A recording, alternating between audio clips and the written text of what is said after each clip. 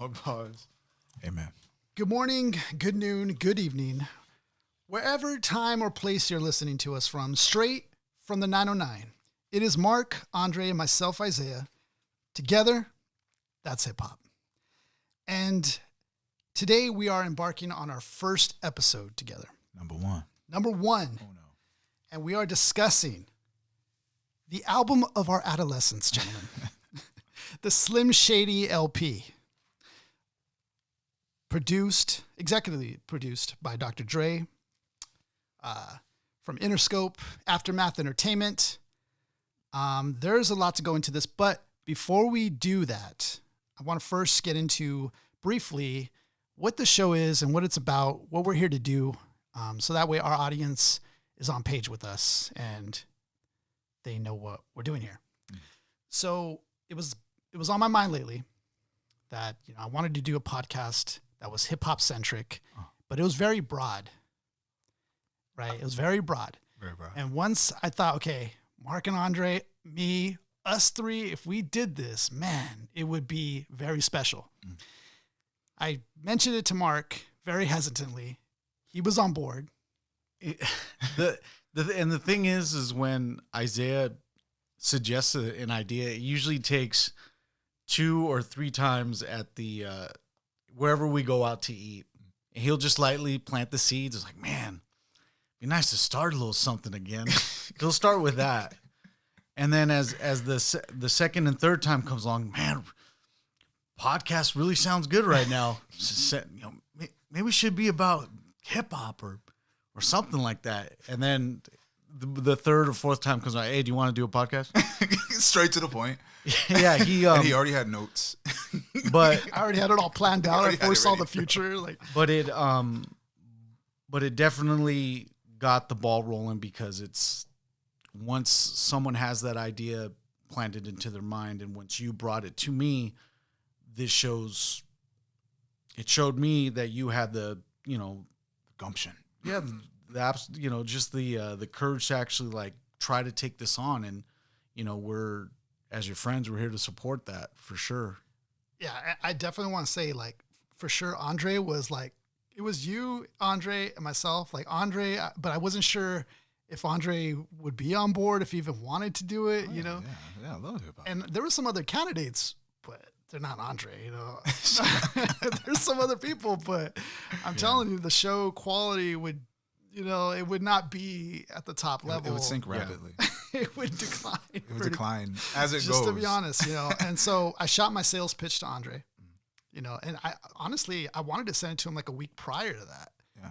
But I was like, no, let me wait it out. Maybe he's having a bad day or something. I don't know what's going on. I'm just maybe it's not the right time. For some reason, in my gut, it's don't send it yet. Yeah. I waited a week. I typed it all out. I read it through. I'm like, send. And I asked him, would you be down? Just throwing it out there. It's okay if you say no to do a hip hop podcast. Andre was like, I'm down. Yeah. With a couple exceptions. Yeah. And so I thought they were very reasonable. He helped kind of hone this whole idea in and make it more focused. Yeah. So I wanted to talk about some of the conditions here. Yeah. I don't even know if I remember them quite. I mean, one of the base ideas is just let's focus on the lyrics. There's plenty of people already talking about the drama of hip hop. The drama of hip hop isn't necessary right now. We should focus more on what they're even doing in the music, and that's what I was just feeling. If we're going to talk about any of these projects, albums, artists, let's just talk about the lyrics. Let's talk about what they're doing. That's why we are in love with hip hop today. We didn't have the drama behind KRS-One, right? We just had his music. So, if we can just maintain that, that's how I feel. Yeah, and another great factoid that you bring along with that is none of us even explored lyrically gangster rap at all. Right.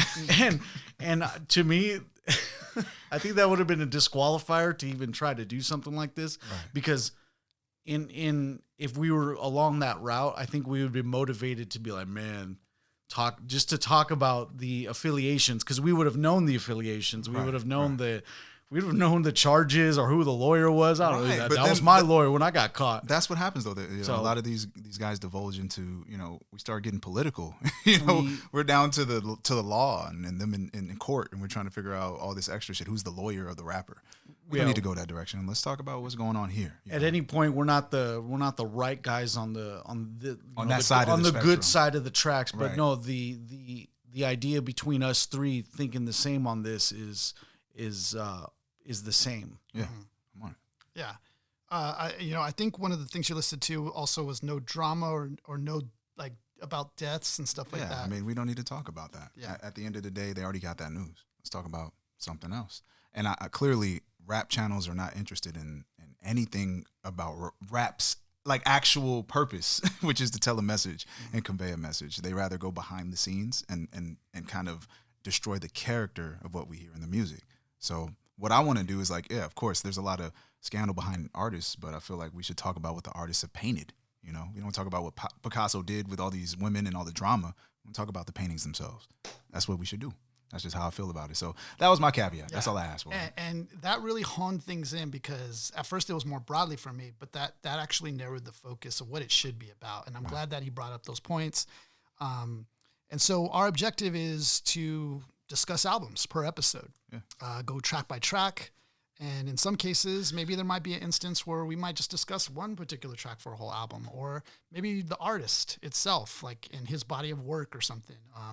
So it's pretty free in that sense, where we can kind of, as long as it's about the music that we're covering, and like Andre said, sticking to the actual art itself.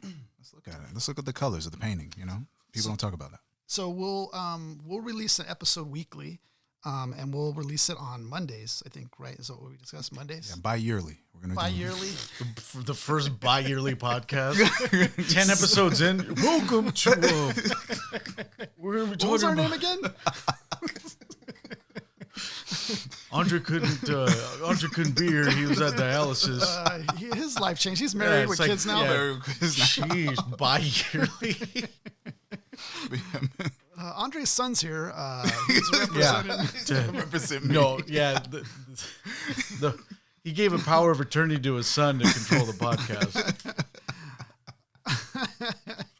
So we'll release it weekly, and then also we're gonna just be keeping it hip hop. Oh, yeah, of course. And I just want to go into a quick intro of each one of us really quick so the audience just kind of gets an idea of our backgrounds if they don't already know who we are, or they're just listening in and going back to the first episode and whatnot. So the question I want to ask, more focused, is, why hip-hop? So, Mark, I'll start with you. Why hip-hop for you? Oh, man. So hip-hop came to me at a point where I had no avenue of expression. I was always at home, being the middle child, so I was trying to figure out what I wanted to get done creatively. I wasn't that good at drawing. I knew I liked music, but I also wanted to find my own avenue of what do I really like. And hanging out with my friends at school, being in a predominantly Hispanic, African-American community, I ended up finding hip-hop music, and I'm glad I found the route that I found, where it really just started with an old Run DMC tape, and then from there, it was like I was embedded into the old school first, and from there, got creative with the pen, and really just started making hip-hop music. And I really, to summarize, hip-hop really made an impact within my life, and it's honestly a cement to the foundation that made me who I am today. Just being off the cuff with ideas and trying to find, not being restricted artistically, whatever avenue that I do, whether it's podcasting, doing what I do now with like making pens and stuff like that. It just helped. It just helped break a lot of interior barriers with me. And I thank hip hop a lot for that. It brought me out of my shell for sure. Andre.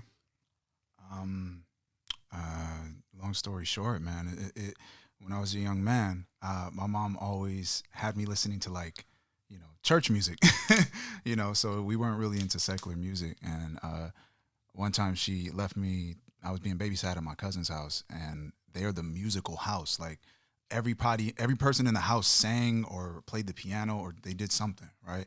So every time I would go over there to be babysat, they would be making music, and it would just like always like they would be making some way out shit. They would just sing together. It would be amazing. Like one of my cousins, she would be singing in the background, and then her mom would add to her melody, and they would be harmonizing between each other. I was like, what the hell? This is a very musical house. So I was by myself in my cousin's house. Everybody was gone, so I snuck into my cousin's room, and he had all these CDs. And opened this thing up, and it's like the Mecca. It's like every hip hop legendary album. We got Illmatic, Stillmatic. Ooh. We got 36 Chambers, Slim Shady LP, Busta Rhymes, Extinction Level Event. Just all these incredible albums, right? So, Extinction Level Event just stuck out to me, So it's just this big explosion. I'm like, what the hell is this? I put it on, and it's like a movie because I'm a kid, so I'm just listening to it. And it's like a fucking movie. I'm watching a movie in my head, and then around that same pocket, I listened to Slim Shady LP, and once again, it's like a movie. I'm watching a movie, and I'm laughing. It's like, this is really funny stuff. And from that point forward, I was cemented. I was in there. Yeah. I was listening to everything I could as far as regard to hip hop. So when I got older, of course, in school, everybody's rapping, freestyling, doing battles. So I just kind of tapped in and tried to rap with everybody else. At first, rapping wasn't what I was doing. I got into beats. I was producing. So I was making beats with Michael, like one of the homies.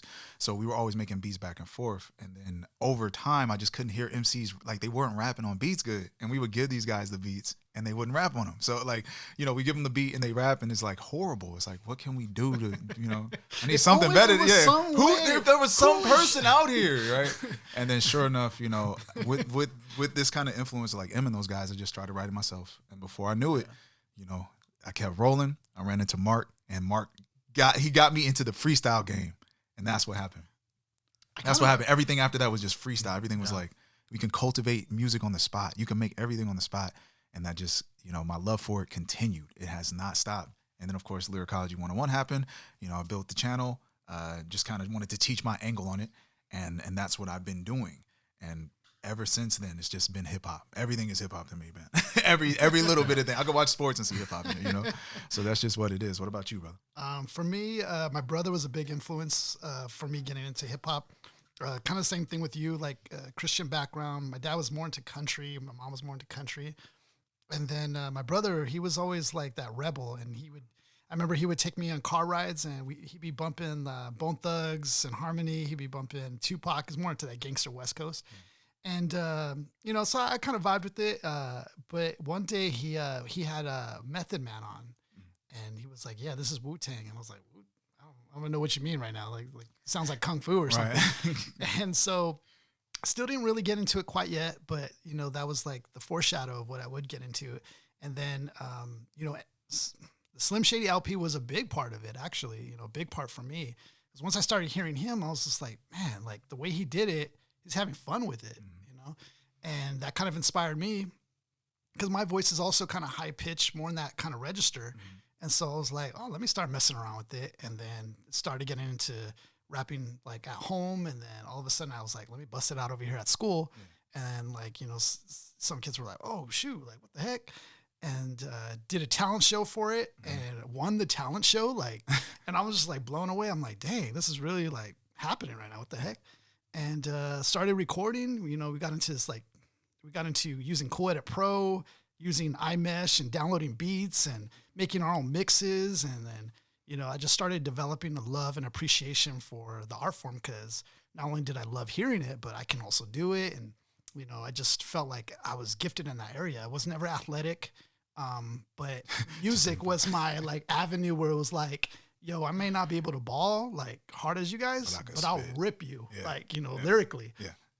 And so, man, that was just an avenue I just fell in love with. And it's today still a big part of my life. And I see it everywhere too. So, man, so that's why, man, exactly the reasons why I was like, man, our common bond of that love for hip hop, man, that's going to be the real like special ingredients. Well, that's what brings us together. Yeah. Key. I mean, this is whenever we come together, I feel like we are always cultivating the idea of some rap shit. Yeah.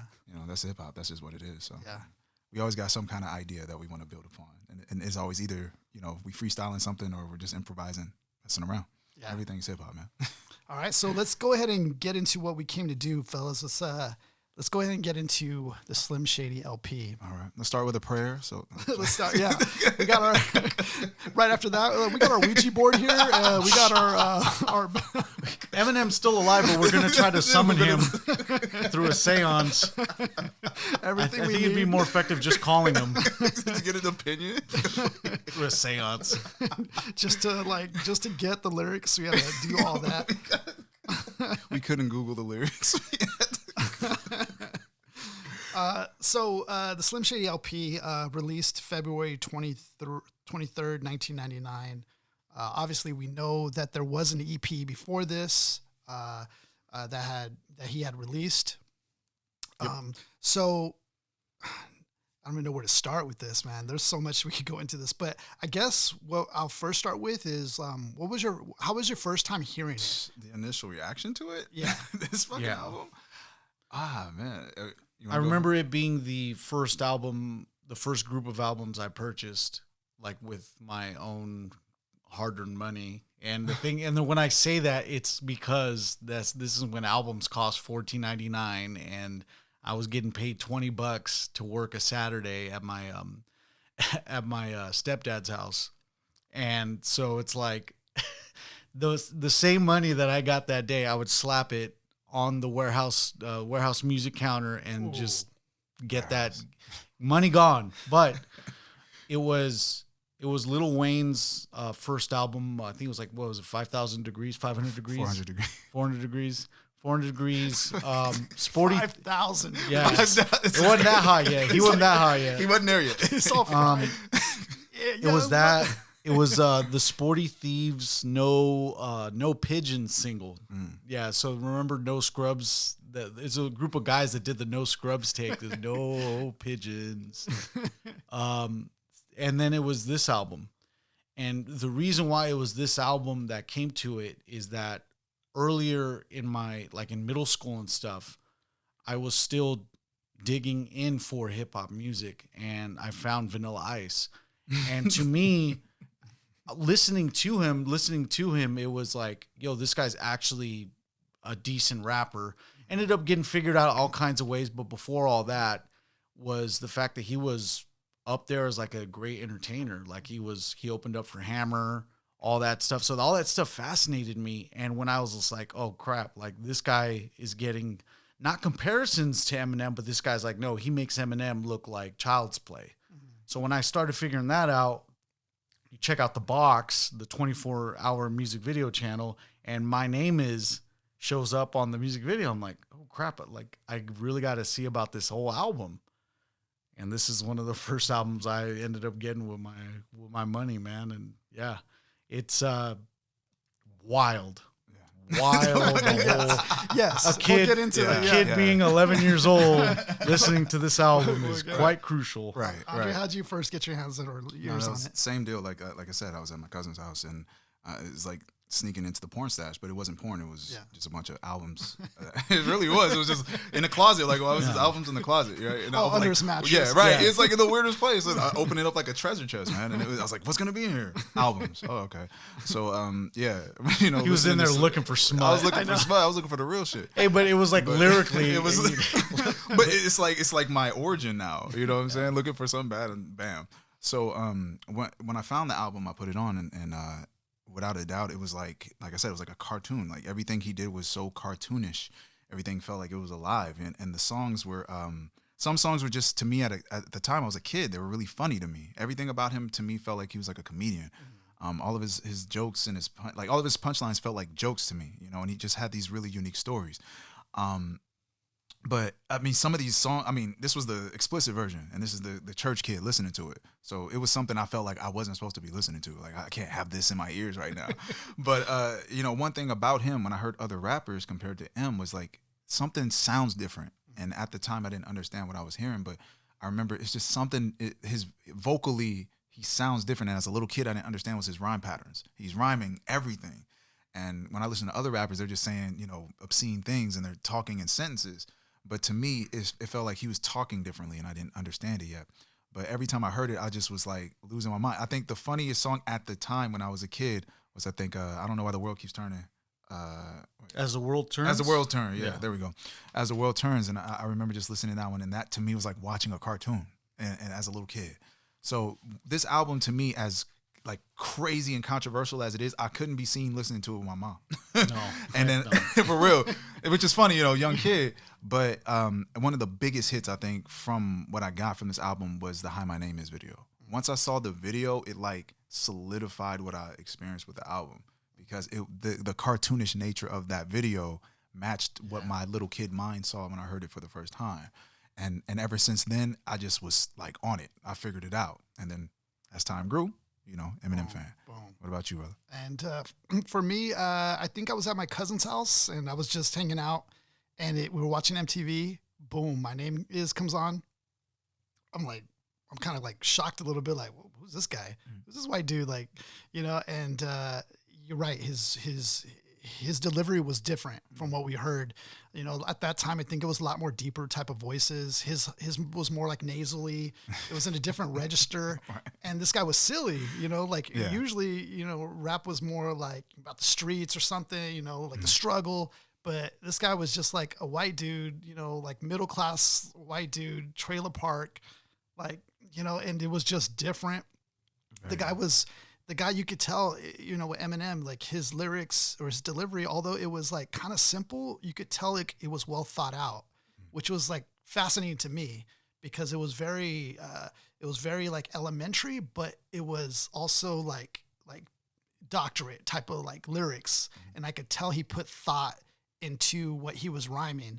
It wasn't just an average rhyme, right. And that's, I think, what was the brilliance of Eminem. It'd be a group of syllables, but even at the end, he would describe the color of the person, the description of like the location, and something comedic even at the end of it. But it would be very descriptive. In the matter of 4 bars, you could figure out like 8 to 10 different things that was going on. Yeah. That's the beauty of the way he started off, and it came to a culture shock with us, because at that point you're dealing with hot artists like Nelly, Ja Rule, it's people like that at that time who weren't rapping like Eminem was. No. And that's the other thing. It's like in the mainstream, at least. In the mainstream, and then he took a route that I don't think anybody thought would be normal. It wasn't like a cool route to start with a comedy single.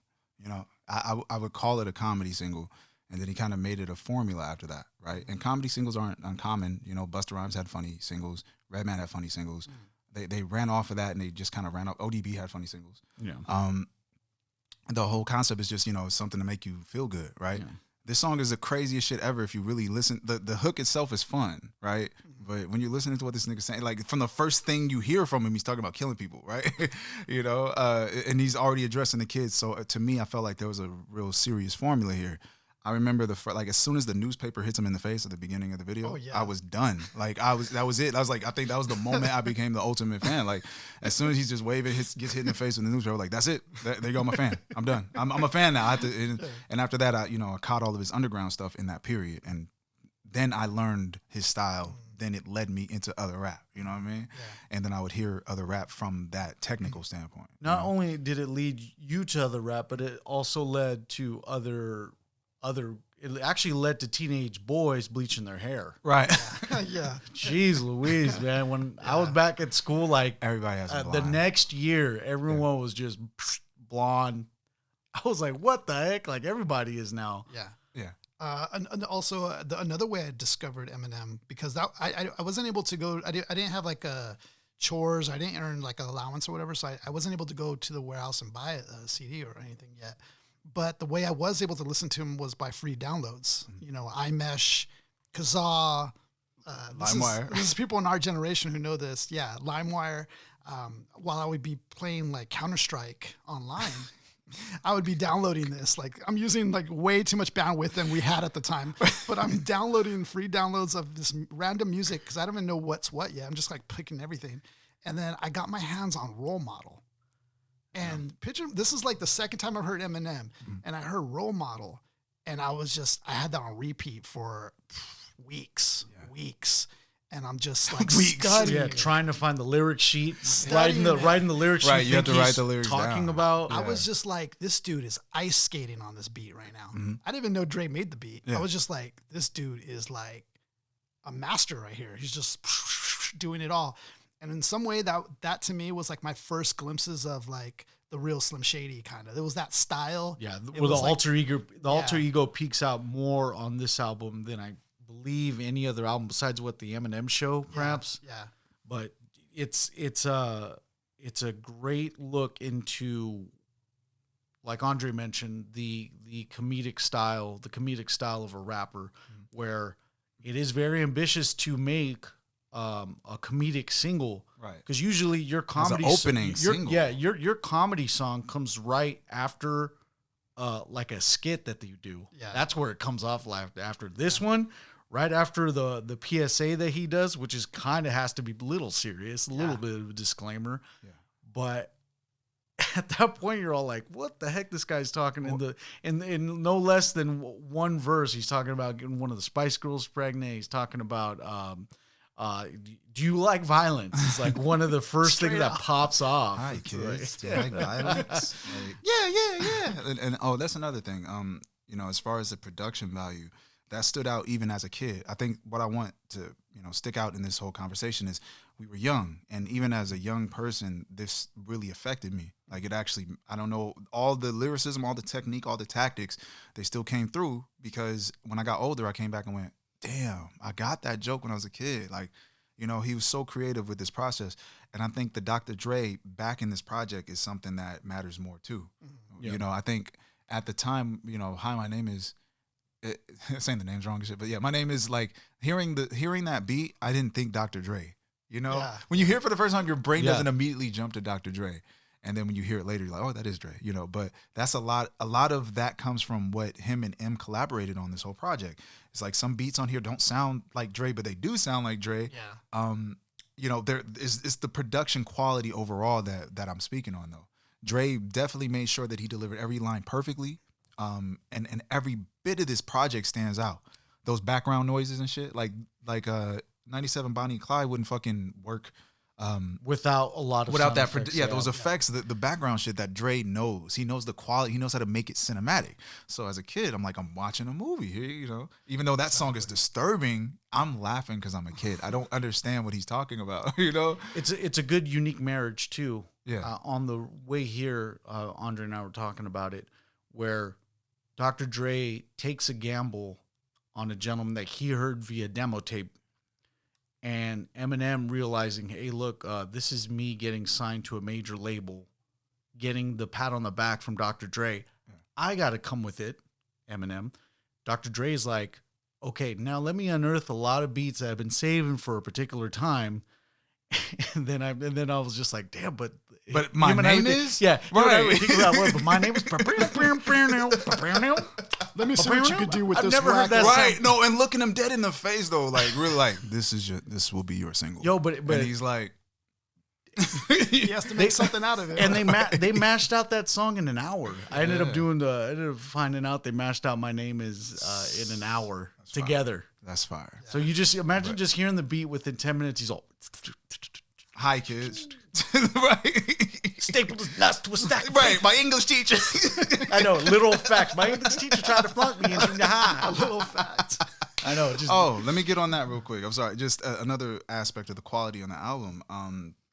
He rewrote songs and he matched the rhymes on the edited versions. Yeah. And that's like, I think Ice Cube is like one of the best examples of that. And then M is a great example of that. Other rappers, they'll maybe change one word or two words to make it, you a hot woman, right? Instead of bitch or something, right? But this one, he rewrote everything. He rewrote all the rhymes instead of bleeping himself out. He And he just still found made a them matching funny. rhyme. They were still funny. It's still funny, and Probably it's not like as he funny as it rewrote would've the been. context of the bar, and then he made it edited. So I was like, yeah. dang. Or even the concept of the song in general. Right, but that inspires a writer like myself. Two things he's doing that's really like incredible. He's not saying the N word, and he's writing these incredible stories using these concepts, and he's rhyming. He's telling these stories with all these incredible patterns, and he's got this production quality.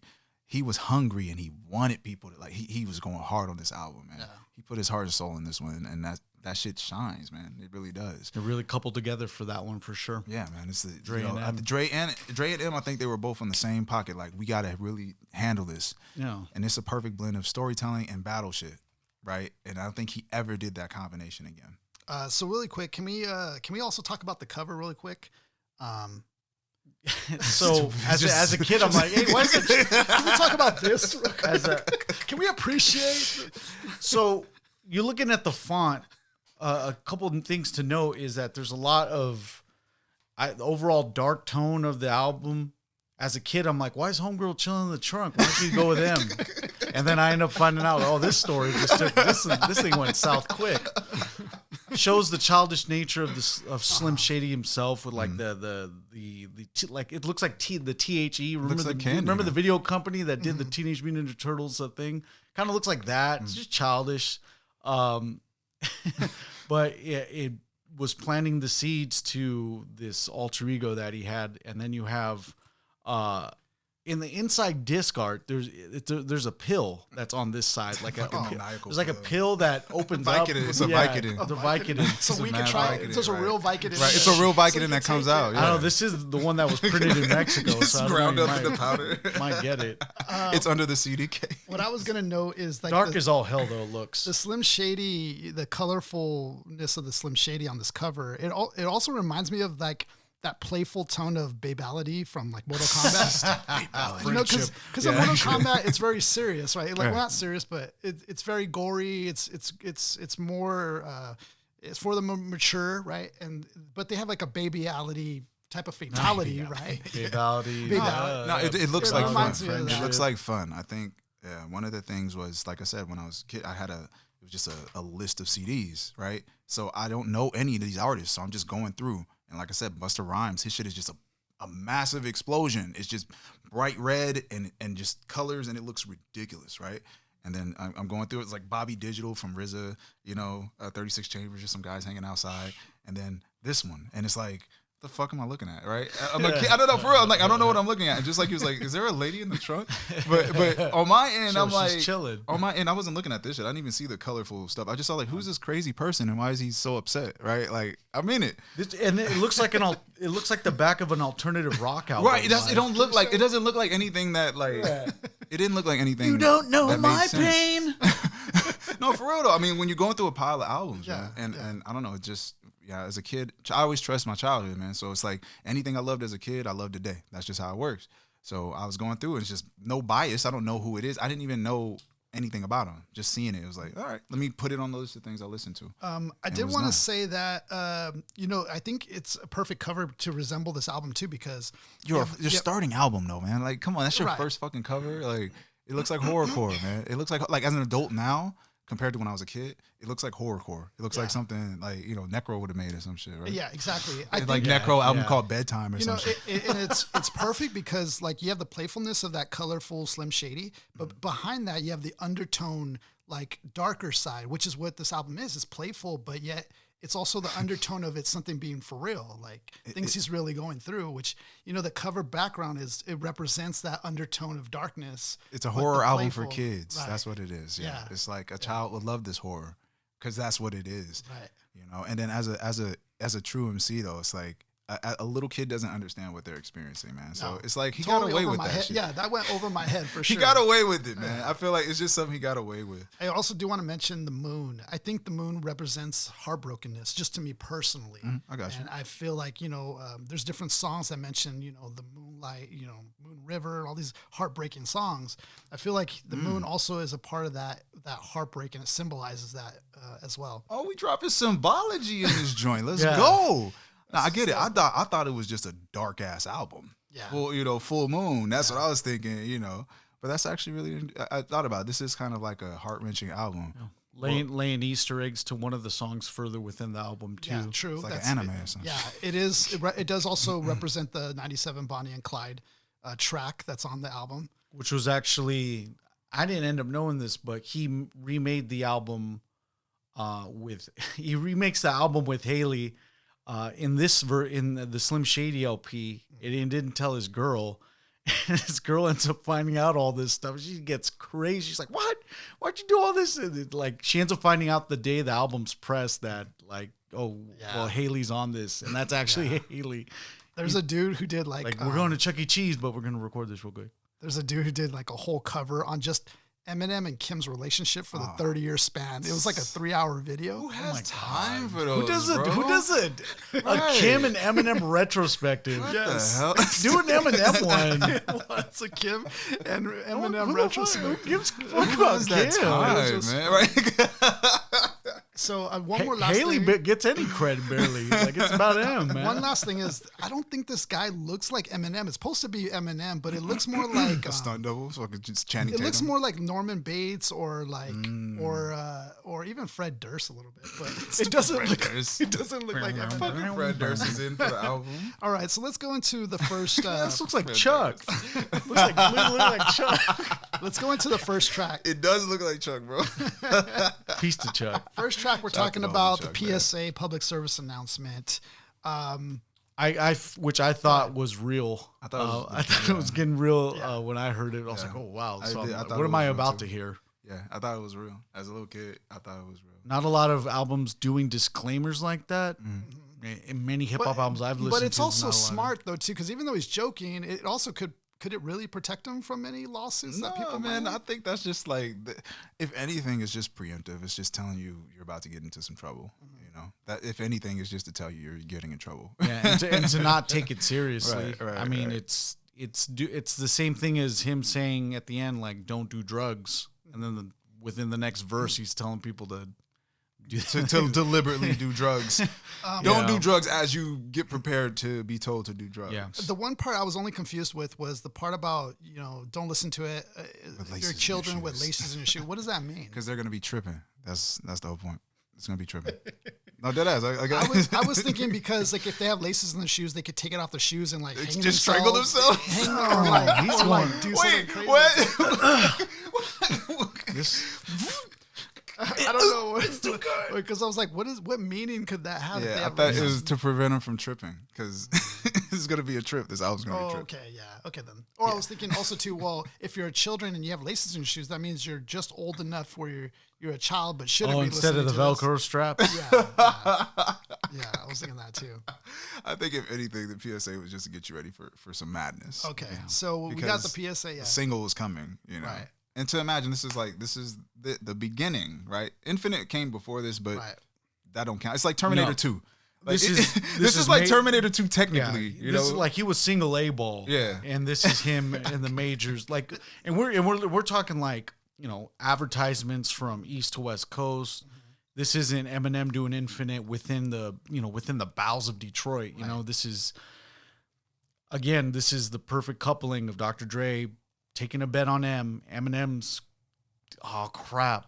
I gotta come with it. No, I feel like, but Dre was he was like in a serious situation. True. So I feel like he was like, get it done. Right. Yeah. But overall, man, as far as the dynamic is concerned, man, I think Dr. Dre honed in on all of M's skills, and he said, "I'm gonna push you as far as I can." But he didn't. It's like as far as Eminem rhyming on this, on my technical standpoint, my lyricological, standpoint, I feel like Dr. Dre made sure M wrote in a perfect pocket. Like he didn't let him over rhyme, he didn't let him under rhyme. It's like perfect. There's certain points when you listen to him, he's like, oh, he could have rhymed way more, but Dre was like, probably like chill, just tell a good story. I think the best example would be Dr. Dre constructs a very impressive sports car for M to be in the driver's seat of. Yeah. That's perfect. That's a good example. Perfect. I was going to ask you, how important is a first track to an album? Because this, compared to the EP, different tones. Oh yeah. On the EP, I don't know if you guys heard the EP or not. The tone was darker, and here it's more very horrorcore. It's more funny, and he sets the tone for the rest of the album here. Yeah, very horrorcore. I think this one, like I said, starting with a funny single, to me, I don't know. That's like the craziest risk ever. Even with Dr. Dre at the helm, it's like he really knows how to make albums. And look at his track record. It's like, why would you go with that? Why would you start with that? Just to realize that we knew the type of character that we were dealing with. Because this song, to me, My Name is like, that is the whole introduction to Eminem. Like Tyler, the Creator, to me, I think Yonkers. Every time I think when he came into the game, I always think Yonkers. Yeah, it's that platform where you're basically lifting off from. Yeah, and I feel like My Name is like how we remember him, how he came into the picture, and what he did on this track was a perfect blend of joke storytelling. It's like a Weird Al Yankovic song with bars, you know, like actual lyricism, and that's actual technique when it comes to writing, right? Every bar is an insult. Weird Al is offended right now. Fuck it, Weird Al, man. He had a great movie with Daniel Radcliffe, so who cares? But it did feel like it just felt like as far as it was a joke song, when you listen to it, he's doing everything to the maximum skill that he has. And that shit is not common. It's just not common. That's why it still hangs to this day. You can still play it in people, even though it's in some groups will laugh at it. It's in a lot of like pop, hip hop albums. Yeah, but it still has an impact. You know, as corny as that, I listen to it now. It's kind of corny almost, not in a bad way, but in this like I can't believe that worked kind of way. You know, choopy. Hi, my name is like that's how you started your whole shit. Like, and to me that impact lasts. It's a really good project, man. As far as the song too, though, just that song in general, I always laugh at the idea that he got away with all these offensive fucking punches, and he the controversy behind the track didn't match any controversy it would have been with any other kind of artist. Yeah, and he got away with so much. And that's the best part about it, because he was able to get across more gory ideas than the average rapper, but gets away almost scot-free. And you know, there's instances where it's like, oh, he's homophobic, he's misogynist. I'm like, okay, but the thing is that this is after all those moments of him saying, no, you guys are reading way too much into this. If anything, this is it's a deep search into Eminem. Stupid with like, deep search. It is because there's this time where he's actually dealing with bouts of giving you like alcoholism and stuff like that. Going wild. And then there's like at least 3 or 4 instances where I used to get so hungry I would throw he admits fits. to being a drunk. It's hard to draw the line too, because the lines are between his extremism to he giving you tidbits of real things that happen in his life. It's kind of hard to tell where the lines. They do kind of seem blurred a little bit. They are a bit. They are, and that's just a good sign of. It's hard to tell between M and Slim, right? Like the two within the album. Yeah, and then the one little thing that made M special is saying names. He was saying names, right? Got pissed off and ripped Pamela Lee's lips off, right? Slapped her so hard, knocked her clothes backwards like crisscross. Is like, oh, you know, he's dissing people, and so we got battle rapper, joke rapper. Storyteller all in one bag. So we got some bits of Tupac in there, and then like I said, like a Weird Al type of situation. It's not like he's doing parody, but it's just the goofiness and the nature of that shit. It just works. Yeah, and just these little vignettes of storytelling. And despite all this, like all the controversy behind it and everything, it still was artistically good enough to win, you know, just small change, just a Grammy for best hip hop. Just a album. Grammy. Just a small little Grammy. Even after all that, that's the crazy part about this whole. 1999 was a weird time, you know. Like it just comes with Eminem with his music video, with the VMAs being all crazy with 99.99. That marketing is in my head still. Yeah. Like that's how much of a trip it is. The other thing too is that beyond all the obstacles of like, oh, you're homophobic, you're misogynistic, you're talking about killing your baby mama. Like this isn't cool. Okay, but hold on. Excuse me. Let me give you this Grammy though. By the way, that's the fun. That to me, that's the most. It's separating the art from the artist at its truest form, to where he couldn't be denied. Absolutely not. Couldn't be denied. I think what's important about My Name is, you know, that track did so much in that one track alone, where he talks about himself. He's introducing himself. He's killing the pop era of that day. We had Britney Spears, NSYNC, Backstreet Boys, 98 Degrees. There was a lot of boy bands, and just the pop sensation was alive in effect during that year, and the years preceding that. And he like single-handedly came in and was like slapping everybody out, you know. He was using battle rap techniques early on, and I think that's another funny thing about it. He's utilizing battle rap technique at that time and to do pop songs, you know. And the irony of him making fun of pop while being a pop artist was, I mean, he got away with so much. I can't picture a black artist doing half of what he was doing at that time in particular, you know, and that's what he got away with. I mean, I think now when we jump forward, I always look at Tyler and him in the same eye, because they both did the same level of controversy, you know. So, you know, what Slim was saying here was just as crazy as what people would hear from Tyler when he came out. And then Tyler was saying crazy shit. Stuff that we were like, oh my God, I can't believe you said that. And to me, M always felt like that too. He was just always saying something like, man, how could you even have the courage and confidence to talk that crazy, you know? But then it just made him look like a crazy white boy. So it made it fun, you know what I mean? Yeah. Like, black people can't do what he was doing. You can't talk that crazy about other people like that. You can't, you know, can't talk about killing, you know, This dude other literally artists. had Bill Clinton on his music video getting by Monica Lewinsky, like in the music video. Your own president, like. Yeah. No, he was there, man. To me, crazy. To me, I feel like he was just relentless. But you have to look at, especially because he was younger, he was brand new. He just had so much energy. Yeah. He had so much energy. You could tell it. Everything he was doing, he was just everywhere.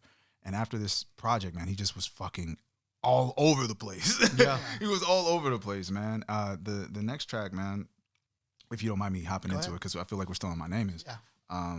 Guilty Conscience, I'm sorry. Just got it, you know, my memory. But yeah, Guilty Conscience also, you know, became a radio hit. Guilty Conscience should not have been a radio hit. Like, no, and I'm not saying it's a bad song. It's like the idea that that's the song that made it on the radio, the storytelling and just the nature of the track and the way the song ends. I feel like they were pushing how abstract his storytelling was. Right? He's telling a story from the conscious side. Good side wins, bad side wins, and the last one, Guilty Conscience. You know, each verse had a purpose, and it's him and Dre going back and forth. Dre being the producer can be the god of the song, and him being the evil person on the side of the other end, he's playing the devil, right? The idea that that's a single though, that he had a music video for it, you know, just seeing that whole run in that period is like, how did you get away with that shit, man? It's so clever, so clever. Guilty Conscience to me rolled out perfectly. How we transitioned to each individual in the stories, I just felt like I never heard anything like that. It was like watching a movie, using Dr. Dre's, you know, signature movie production. You know, the best example, when Grady gets home, it sounds like somebody really came home in their car and walked in the house. Like, sound production right there. That's production, man. To win an Was on Oscar. point. Right. Yeah. They even did there's like in the music video itself, there's a lot of Easter eggs to like the Matrix where they do the freeze frame and they're all rotating at 360 That degrees. shit was fire. I didn't even notice that. Yeah. Also, I want to say between this and Role Model, I want to give the edge to Guilty Conscience about to being the best beat on this album. Really? Yeah, between this and Role Model, I have Role Model at a good second place. Okay. And Guilty Conscience, I really think that you could still pump out a good track to it now, even with like modern ideas or just modern. Like if J. Cole went off on it or something. Or It's J. Cole and the it's- Guilty Conscience. it's there for everybody to like like J. Cole go and ham Kendrick on Lamar it. could go back and back. Oh, yeah. Or if they just redo another version. Now, that's funny. I kind of actually, I'm gonna go against Mark on this one. When I was listening to it before we did the show, I was like, "What's up with this beat?" I don't know. I was listening to it a few times. It's just like, dun dun dun dun dun dun. Yeah. Dun dun dun dun dun dun dun dun dun. It's like this is ridiculous. Yeah. Because Dr. Dre is great at just recreating songs. He doesn't sample, like he recreates the shit. He interpolates. So it's just fucking creative how he does that. So when I was listening to it, I was just like, is this? I don't know. I didn't enjoy that beat as much as you did. I like it to me, because it just felt like it was a kind of plain beat that opened up the storytelling. it gives the, and this is to M's benefit, there's a lot of empty space within the beat that upon when Eminem starts describing everything, like it really hits me when he goes like, "What, Dre, Mr. NWA, Mr. K, coming straight out of Compton, y'all helping to better make make way." way. Like it was one of those things where it's like you can hear that instead of the beat being the main thing of the actual album. Yeah. I mean of the actual song. That's where that beat to me shines the most, to where like you're able to be a part of the beat. I want to say it as descriptive as possible, to where like Eminem's actual skill set is is expressed. Yeah, it's like you very utilized very well on this beat. I think Dr. Dre's voice and Eminem's voice complement each other very well too, because he has a deeper register, and then you got Eminem's nasally sound, I so didn't it think about it that. goes You're right. together so well. Man, didn't you ever see that one movie, kids? No, but I've seen a Bonda. No, but I seen a part of it's so dubious. You want to get hard off the jail? Man, fuck that. You're gonna take advice from someone who slapped me, Barnes? Also, too, also You too, think I remember it? Eminem does so well on these I don't want to call them weird beats, but like these different beats. Like Eminem just seems to, like on Kamikaze, he had some funky beats on there. I was just He's like, going wild on the Kamikaze. yeah, he's just going wild on certain beats that you don't typically go off on. Like he will go off on it. Like that's what I found interesting about Eminem. Like even My Name was like you were saying, is different. Like you wouldn't think Dr. Dre did that beat. But yeah, But you just roll with it, right? Yeah, Eminem kills it. There's a certain way to get to. It's a certain way to find the pocket of every beat, and it's like sometimes when you actually hear one, like if you wanted to write to it, it's like what it sounds like insurmountable. It's like, oh man, it looks like a big hill you got to climb, especially when you're trying to find the best pocket to where it's like, okay, cool, I can at least this is the structure of how I'm gonna rhyme there. Once you do that, that's when it's like. That's when you see the flat land. That's where it hits the plateau, and you're like, "Oh, okay, cool." But do you guys, some ain't for some and ain't for others. Do you guys think Guilty Conscience would work in today's world? Like if it released today, fresh, like would that content work today? If people have the patience to listen, I don't think people listen to anything. I don't know. I don't believe people listen to it. It would come out. It would be as interesting as it was. He's talking about like raping a girl straight off Raw Dog and Bear. Yeah, but at the same time, it was placed in a narrative construct that works for music. Right. And to me, I don't feel like people really care about the details on that level. So they might have a song like this, but they won't even catch it till like 40, 50 listens in, When that first came out, I felt like we really listened to the lyrics all the way and we cared. So when the story played and the music video really helped too. But Dre is so good with the production that you could watch it without a video. So today I feel like it would land. It doesn't matter the subject matter or in regards to what they're talking about. It's about the quality of the song itself. I feel like people would enjoy it, but today I don't believe they'll listen to it though, if that makes any sense. I want to also say too, at that time it was different because I feel like America was more, I think not tolerant, but we were more like living in our own bubbles where it was like, oh, he won't really do that. Right. Where nowadays it's like, no, people will really do that kind of stuff. So they like worry about it, right. But the plot twist of a man killing his girlfriend and the man she's cheating with, that's pretty heavy, right? It's heavy. But in regards to how Eminem, I think that's what it is. We all kind of gave Eminem a persona and we kind of coded him with the idea that he's going to write some Joker-esque shit. Yeah. So when he writes a Joker song, we don't get mad at it, right? Right. But if J. Cole wrote that song, wrote Guilty Conscience or something like with Kendrick, like you said, I think people would listen and then I think people would be impacted by it the same way, but I don't think it would hit us like how this one did. Because I remember the first time I heard it, and the song ends with him killing him, I was like, oh shit, right? Yeah. Damn, he really killed him. Oh, Shoot everyone. Yeah. I'm a kid. So, when I heard it, I was like, wow, he actually killed him. And then we're already on to the next song. We're on Brain Damage now, Right. And it was, I thought that there was,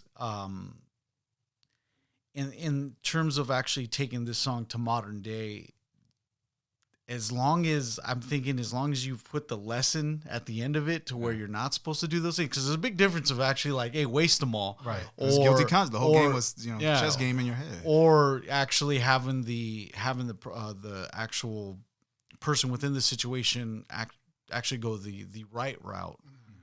And in order for that song to really make an impact, it's the obvious plot twist of, let's just waste these guys and just bail, and that's it. I just think it's great songwriting. It's just good storytelling, and I think the mixture. It would only work with like the heroic spin at the end where the guy goes the other way. To me, I did see a clip where Eminem did talk about there was a message that it just that's usually what goes through our heads when traumatic things like that happen, and usually the evil wins.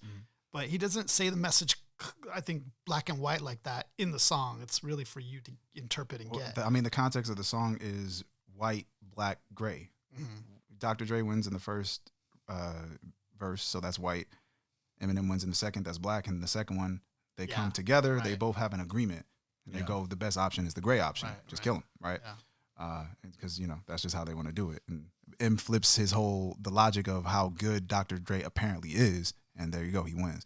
So if you want to get deep with the song, I mean, the songwriting, as far as the storytelling is concerned on this track, they really went there. As far as going back and forth and giving you something that you didn't hear before, I feel like back and forth tracks usually are like, I'm the dopest rapper, I'm the dopest rapper too, I'm the dopest rapper. But they did a back and forth with a story concept that works really well. So they did everything as good as they can as far as the whole project trying something new.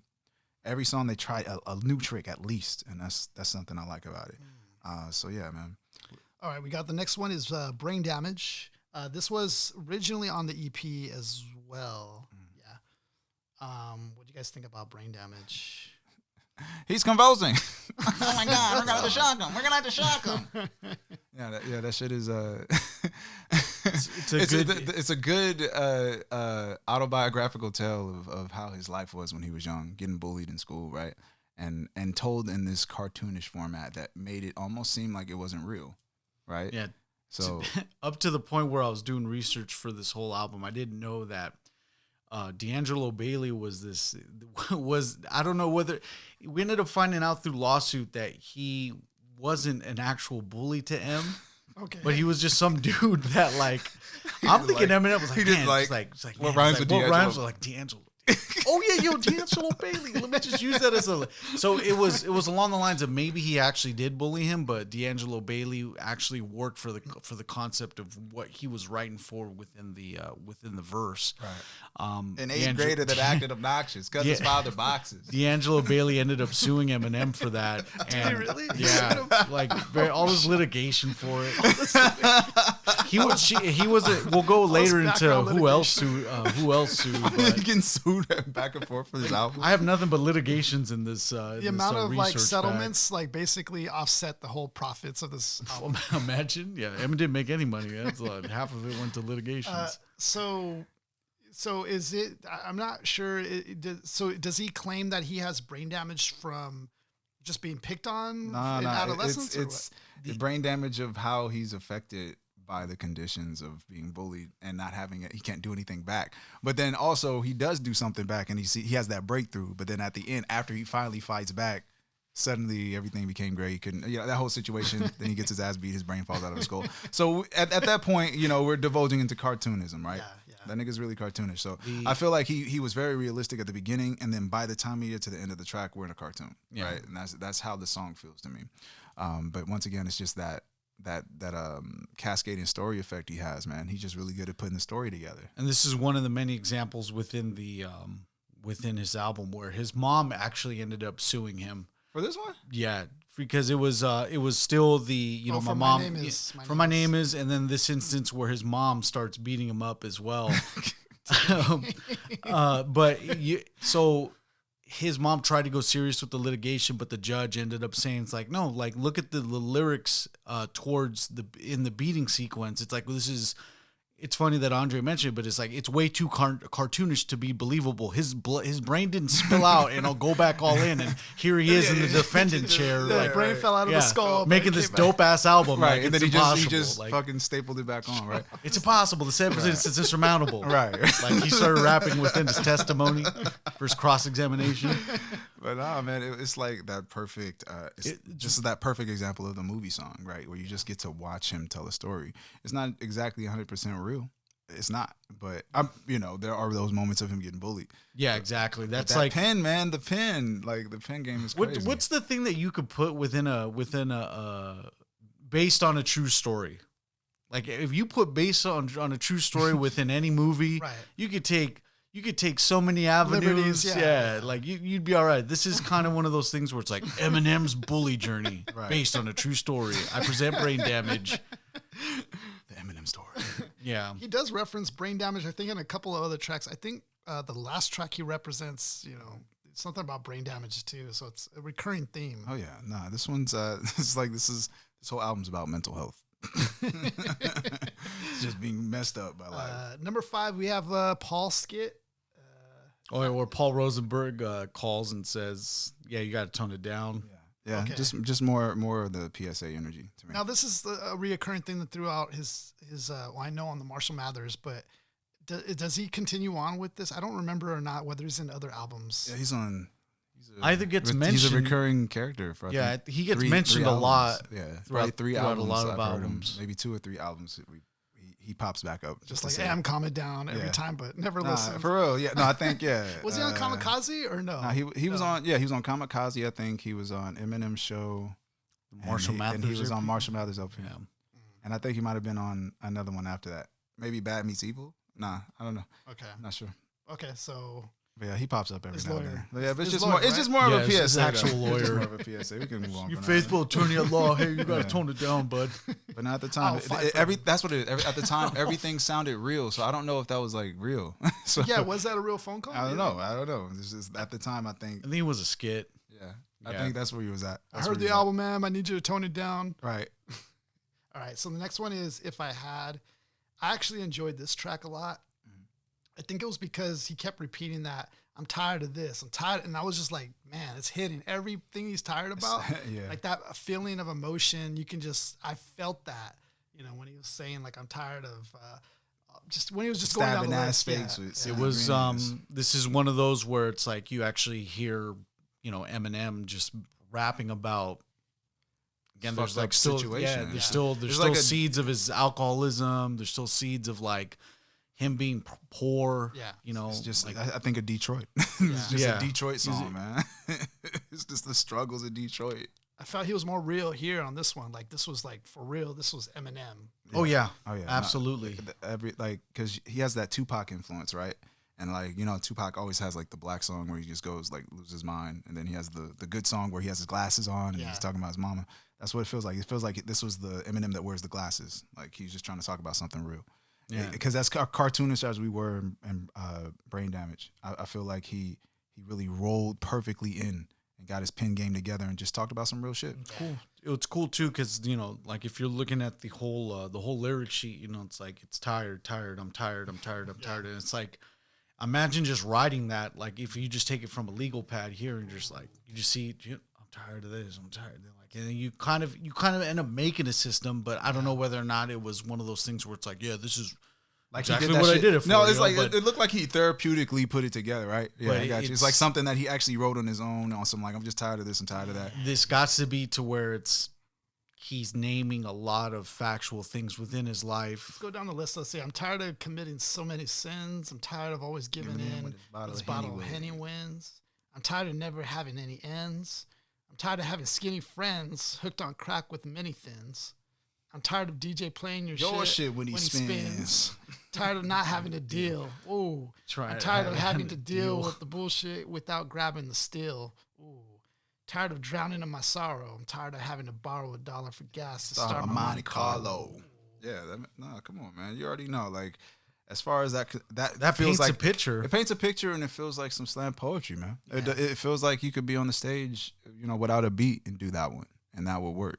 I'm tired of being fired when I fart and cough. Tired. Damn.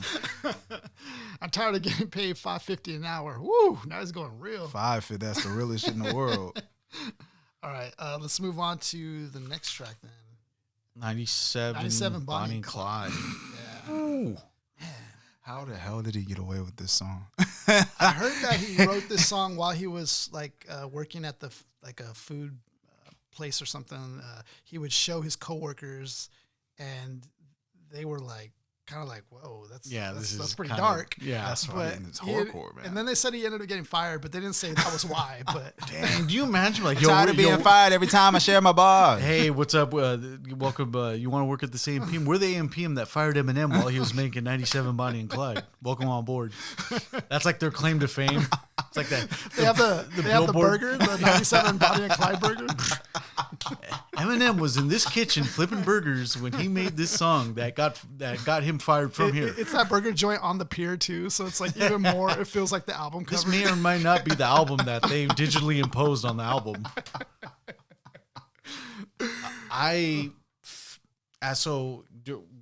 As a kid listening to it, you're along with Haley as the vehicle to this song, and you kind of feel It just depends. Like you could feel this different ways. You can either be an adult listening to it and be like, oh wow, he's actually like taking his kid to go dump some bodies off, or you could take it to Haley's and it's like, no, I have an explanation for that. It's a little scratch on the throat. She's all right.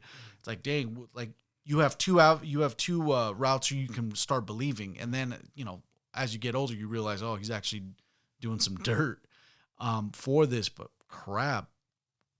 What a song to put on an album. Right. It's clever. Now, this song was originally clever, on man. his EP. It was originally on his EP. Yeah, it was slightly different on the EP than it was the LP because on the EP, it actually had the Will Smith sample, just the two of us in the background, which I thought was a great contrast because Will Smith is all lucky go happy. Yeah, that would have been bad though. That would have been a bad look. Yeah, Like, and Eminem flipped that and made it like Yeah. darker, right? Like imagine trying to give those samples up. Like, hey, we want the Just for Two of Us sample, please. This is the song that we're gonna use. Just So I small noticed pause. Exactly. Dr. Dre fixed that up, put more cinematic to it. I noticed he did some touches to that. Oh yeah, of course. He dialed it up. He But made it did nice make and it clean. feel darker. Yeah, but Dr. Dre's version made it feel darker. Makes you feel like you're actually at Yeah, night. the EP made it feel more actually like it was a love song to us. In a no, weird no, way. I mean, it wasn't. How do you call it? It's this is the best example of one of his clever writing style, right? He wrote something that's so. It's the best way I can explain it is Louis C.K.'s writing style. Louis C.K. as a comedian is so good at writing a joke that you want to punch him in the fucking face for it, but you can't because he wrote it so well. He wrote it so well that you can't be offended. He didn't say anything offensive. Right. Like you laughed at the wrong thing, right? That's what M did. M to me made this song, and he disguises it as this outing with his daughter, right? And I think the picture I want to paint is like a Nas song would be me and my daughter, and he's talking about going out, taking her to the projects or something, right? Showing her where he came from. That would be something in our modern, or at that time, that modern rapscape, that landscape. This to me, I was just like, you can't get away with that, man. Even as a little kid, I understood what was happening, right? So I'm like, wait, did you kill somebody? Like I didn't, as a kid, I was just. He killed someone, right? And he's talking to the little baby. The baby's innocent, and we are the innocent person in this ride, right? We're innocent. We're the listener. We're the baby, right? We're Haley, and we're just on the ride with him. And he's disguising these horrible things as something that you could consider to be a fun, beautiful moment, right? You could take it, you know what I'm saying? I'm throwing your mom out into the water as fun as making a sandcastle, right? On the count of 3, 1, 2, 3, wee. And she was helping. There goes mama splashing in the water. No more fighting with dad. No more restraining order. And on top of that too, but remember, Eminem actually killed the stepbrother. Killed the stepbrother and the dad. Two more things out the trunk. So when I was young, I didn't know. I thought what they were taking out the trunk was the weapon that he killed her with or something. Yeah. But I was a kid. I didn't know. So I was just like, help me with 2 more things out the trunk. I didn't know. Yeah. But given the context of how clever this song is, you have to keep listening to understand every bar he wrote in this shit is clever. It's like, he's telling a truth, but he's also simultaneously telling us a horrible truth, man. And as nerdy as this shit sounds, bro, that's how deep this song is. Yeah, it's layered shock. It really is layered. Yeah. Like it's a very layered song. It's the matter of Eminem's dumping his baby mama's body, but it's also look who he forcefully has as an accomplice. Right. Yes. It's like, oh crap, like this guy's even crazier than that. Your child's an accessory to murder now. Yeah. Your child's an accessory to murder. And I think for that particular time, that like if they would have got away with it, they would have tried to make that a single too, But that level of clever writing has to be noted because when you listen to it, and I remember my uncle and them playing this song, and they just were laughing. As messed up as that sound, I know, right? But they just realized this white boy crazy. That's all they kept saying. This white boy crazy. This white boy crazy. Yeah, because if he's doing that to his own baby's mama, right? What he gonna do to us? Yeah, right? That's nuts. So then for someone to even write a song that, I mean, would you consider it controversial? I mean, I know it's controversial, but it's like he's blatantly playing the Joker, right? So that's a song the Joker would write. That's how I always look at him like the Joker a little bit. Because he even gets Dr. Dre involved on the Chronic when he tells him, Oh yeah. On the Chronic, Chronic 2001. Oh yeah, dropped her off at the police station, honking the horn for her. Yeah, that he's crazy. But yeah, in regards to how he put this one together, we're not even talking about the technicality and the rhyme schemes and shit. We don't have to because it's automatic with him. Yeah. But everything that he's written, as far as the structure is concerned, man, he wrote that shit inside and outside. You And can Baby hear it Talk. from 2 different ways. The baby talk, the background stuff, everything about it. I feel like he was on point, man. Yeah, there's a lot of Haley samples in that though. It's too. messed up to say it's one of the favorites on the album. You It's can't tell me it's one of the ones that stands out for the wrong reasons. right. It's just but me and you now it's- because your mom is gone. You still hate your mom. Yeah, You know, it's a twisted song. And the thing is, I think Yeah. it was more meant to be more of like within Detroit at first on his EP, and you know how They imagine hard, that like man. it went big on Yeah. this album. So Yeah, it's yeah, like crazy. yeah. Because I think Dre found Slim Shady EP, and then he added to it, right? Right. Yeah. So to me, I feel like the song was in the right place, and Dre just polished it. This song is so on brand to Eminem, though. When you think about his whole catalog, you know, he recently put out that album to get what was it, to get murdered? by? Music to be murdered by. You know, it's so on brand with him because it's like he's like Alfred Hitchcock. That's his style of rap in a way, and this It is. for this being like his launchpad album, you know, and it kind of connecting the dots of all that. I think it's like it paints this big masterpiece of, you know, his body of work all coming together full circle Yeah. today, you know, where he's like an Alfred Hitchcock in the rap game, basically. Yeah, I can see that. And to take a lot by storm, because you know you're talking, like we mentioned, we're talking to the Grammy for the best hip hop album, and I don't know whether or not he doubled up on best new artist. I think Lauryn Hill took that during that time. The Miseducation of Lauryn Let Hill. him check the That scrolls. came out. Yeah, He's checking the scrolls. Well, you check that out. I was going to say, you know, what was it? What else with this song? Oh, I didn't know this, but on the Marshall Mathers LP, maybe you guys knew this or not, but that Kim track is actually the prequel to this song. Yeah, and it's all tied together. When you Yeah. hear it together, like you hear the Kim track on And then Marshall you follow Mathers, up to the follow it up next with one. this, man, dude, Yeah. I was tripping. I was tripping. Can you imagine though that amount of fire? I would call it fire because you know he's still fresh, he's still hungry, and he has something to show the world, right? So this song shouldn't even exist. Yeah. And then he on Marshall Mathers LP, they really just turned that knob up. Everything was double. yeah. Because Kim is like, we don't want to see how he killed her, and he did it. He wrote a good song doing it. Yeah, the Marshall Mathers LP is him throwing gas on On the lot. flames that he Yeah, that he on a created lot with of- this shit, man. And he made some sort of echo chamber within himself when he did the Stan song, because his Stan is kind of copying him, doing it as well. So it's like he made his own little echo chamber. Yeah, in a way, like- but if you follow the mythos of all the albums, Stan's brother kills Eminem and Marshall Mathers LP too, so it doesn't matter. Yeah, Stan's brother comes back and he attacks him, right? Like, yeah, if you follow the story of what he's doing from here, it's just like everything is based off of what he did. And it's good on him to actually look at a couple of songs that he had from his first initial project and bring them over to here. Yeah. So that was cool. Like this is one of those things where it's like, shit, I'm glad I heard it, but then like there's times where I'm like, fuck, like What's wrong with this fucker? yeah, man, What's like wrong with this guy? You Me know, and my daughter. We actually skipped a track, fellas. My bad. Before this track was actually number 4, Just Don't Give a F. Oh yeah. Oh yeah, dude. Forgot about that Okay, one. that was Sorry. that's the one that came out before. That was on EP too. That was Yeah, on that Slim was, Shady EP. yeah. That one was fire. I think that was like that was hot. You could tell the beat was touched up as well. Dr. Yeah, Dre no, that touched was it up. nice. That one was nice, man. Just Don't Give a Fuck is that battle-y, hip-hop-y, you know, 90s I feel. feel like that's the one for me. I'm thinking in my head, Dr. Dre's listening to this little demo. I feel like that's the song that might have made him go like, find him. Yeah. Because just the way he was spitting, it was real, and he was mad because he was mad about the first album not blowing. So he was like, put my shit back on the rack. Blah, blah, blah. Man, that fool was going off. Nah, M's at his best when he's mad. He is. And that's what they want from everybody wants him to be pissed off and insane but that was that period of time. Like I said, that was the fiery time. He was so fired up, and everything he did was just attacking anything in his path. He was just a maniac. He's Mike Tyson with it, you know?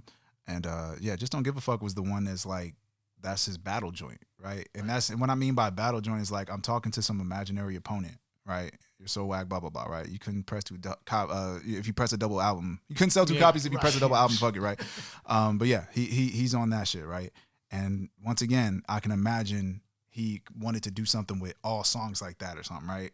You know, battle joints and just crazy rappy rap shit. And Dre was like, nope, we got every bit of everything. We're going to do everything you can think of. All the storytelling. It took him all the way down to here to get to this point, right? And then we won't see him doing that style again to Role Model. Right. Yeah. But that wasn't his main style. He didn't anchor himself into this battle shit, you know? Mark. Oh, no. I was going to say that if as an artist, if you, like Andre's mentioned, if you actually just did, if Eminem actually did what he wanted to do, his skill set, if he actually like just maxed out his skill set, we're only talking an album that it wouldn't garner coast to coast recognition. It needed this variety. Dre knew how to put it all together. It needed this variety for sure, like, because it's I like mean, a perfect DJ like Dre. As much as us three can appreciate the lyricism, you wouldn't want this effort to be something to where it's like, man, remember that dude Eminem? Like, man, he came out with a sick album. A lot of people like, thought he was a one-hit wonder too. People were thinking they were calling him one-hit wonder. Oh yeah, because when you're the white rapper stigma, that's already hit across. Howard Stern, he was taking callers, and they were just like, "You're a one-hit wonder," and he's like, "Man, forget you." And Howard Stern's just egging it on. He's like, "Yeah, you a one-hit wonder." Yeah, what do you really think, Eminem? Yeah, Eminem, take your top off.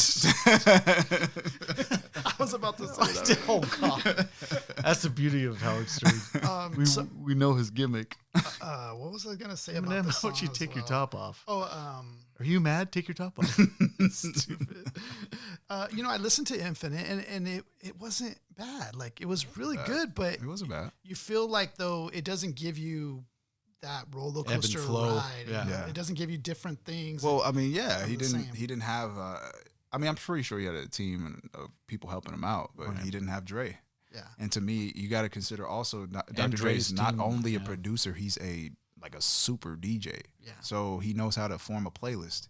And one call, he'll get you national play. Right. So. And then when you look at what he did on this one, I mean, like, all right, we're about to roll into Role Model, right? Before we hit Role Model, we get the bitch sketch, right? Yeah. That one's really quick and funny. And what is it? Once again, it's just another play off of the PSA. We're listening to something fucked up, right? Yeah. Real simple, right? And then after that track, I'm sick and now I'm gonna throw up or whatever, right? Bam, Role Model. Because she said but it's all linked. You know, look at how Dre sequenced with the voicemails. Yeah. Yeah, he sequenced the album very well, right? So the Paul shit, you know, you follow after Paul with I Had, and then you follow with that with Bonnie and Clyde. I almost feel like he was gonna follow Paul with Bonnie and Clyde, because that would definitely be the song, funny. Right? But no, the follow up to Bonnie and Clyde is the bitch. Yeah. I just heard Eminem in the car, so I think she had just heard this song, right? And then after that, we got Role Model. I'm gonna attempt to drown myself, right? Because he just heard this bitch talk about him.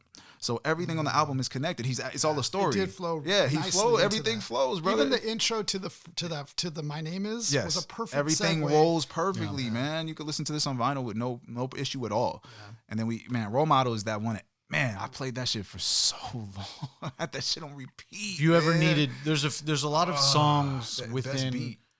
There's a lot of songs within what we do collectively when we write rhymes. There's always a couple songs that we listen for motivation, not in the plagiarism sense, but in the sense of, hey, look, this is the rapper that I like hearing when I need to get my creative juices going. And I think a lot of people have Role Model as one of those songs where it's just like, hey, I need to get something off my chest. And you hear, it's not even just Eminem's lyrics, it's the beginning. And you just hear it. And then and you kind of share the vision of him within the booth. And it's like if you want to spit too. Yeah.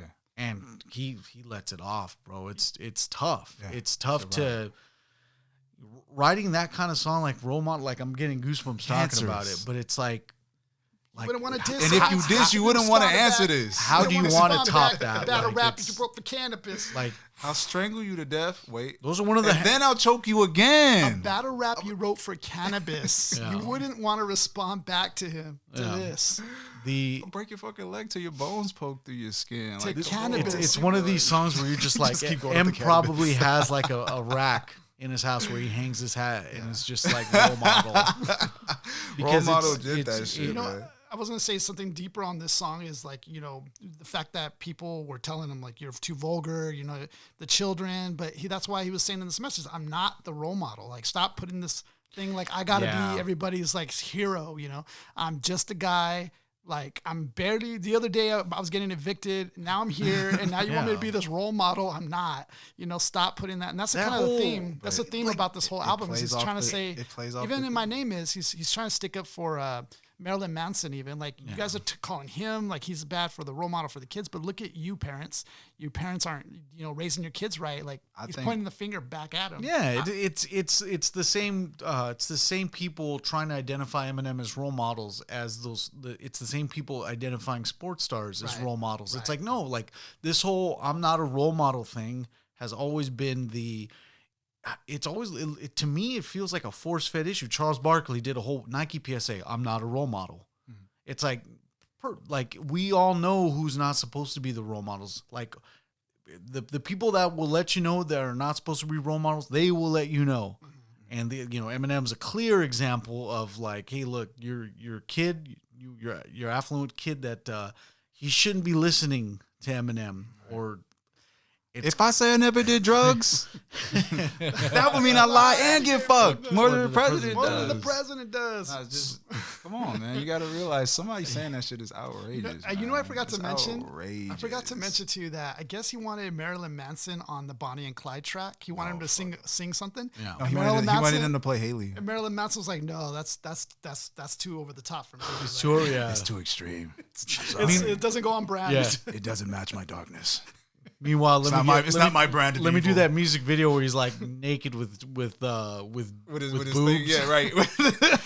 Yeah, but he doesn't want to be on Bonnie and Clyde. Oh, that's too dark. Too dark, man. It's not my brand. The guy who like didn't shy away from like the he got his ribs amputated. Yeah, he had. Like, maybe I did.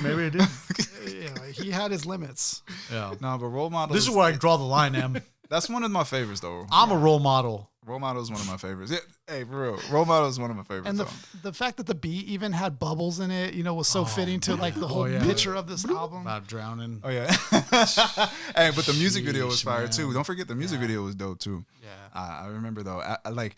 He's beating up Acorn with the Leghorn. Yeah, Foghorn Acorn, and then the rhyming too. I'm about as normal as Norman Bates would have formed a trade with a premature birth that was 4 minutes late. Yeah. Mother, are you there? I love you. I never hit you over the head with that shovel. Yeah, that shit is crazy. He's either I'm lying or I'm crazy inside. But would you like? I like my favorite thing to do.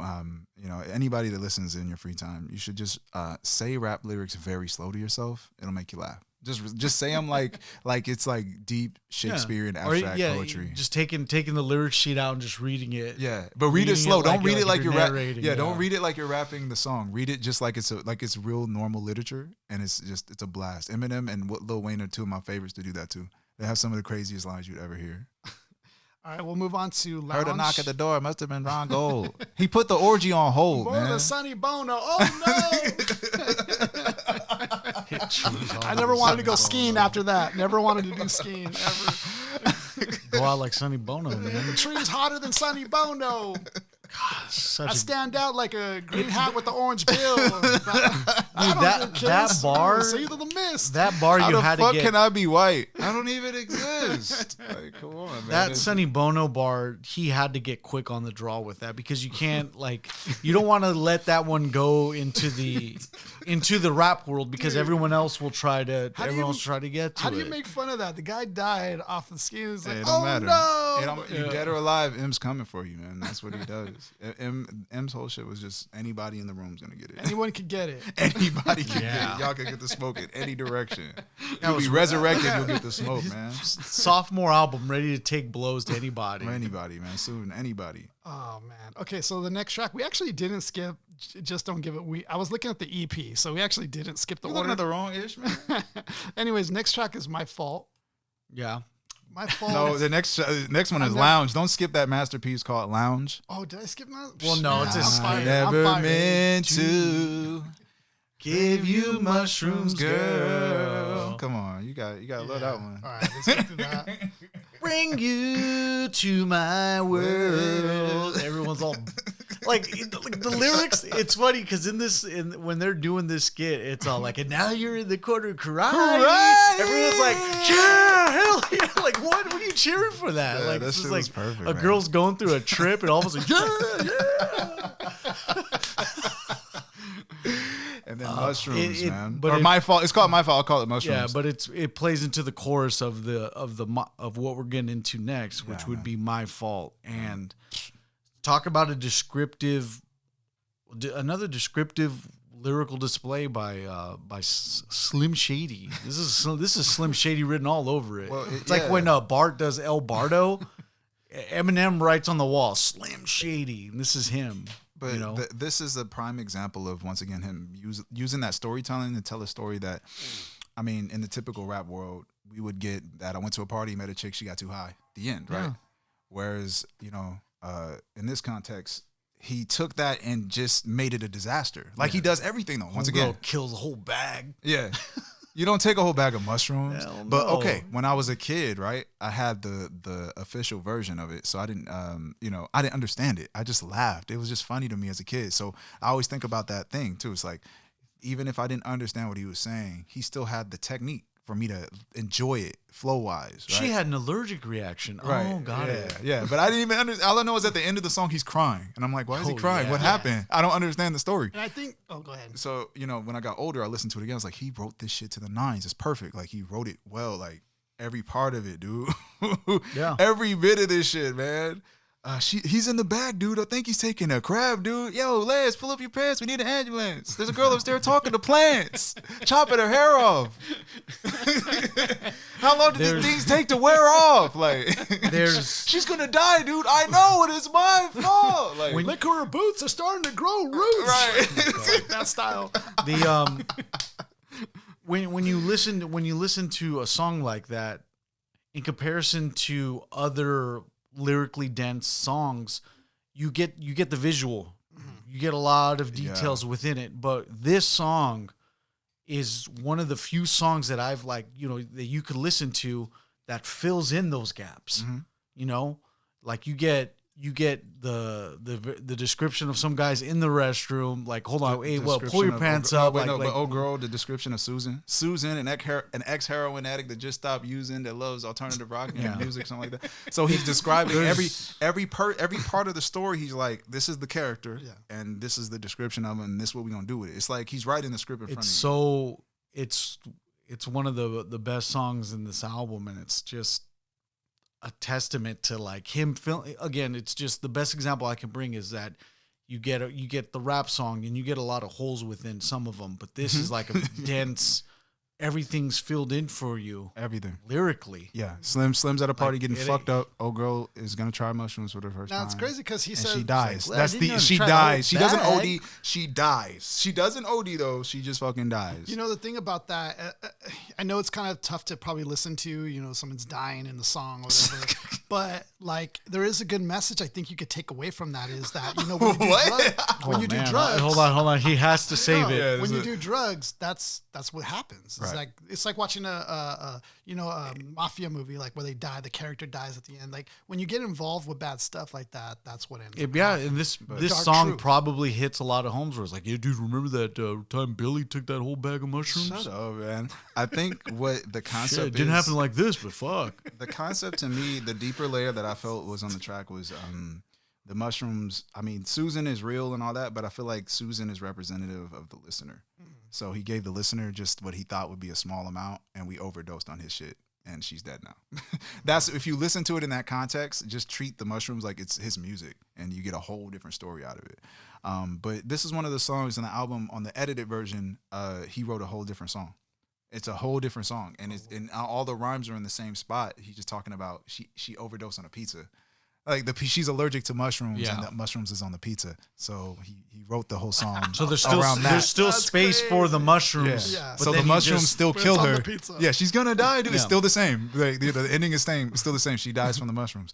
So for that, the we're amazing terrible. part about We're that. No, wait, laughing. and that's the kids. Wait, that's the edited version though. That's the good version. She still dies at the end.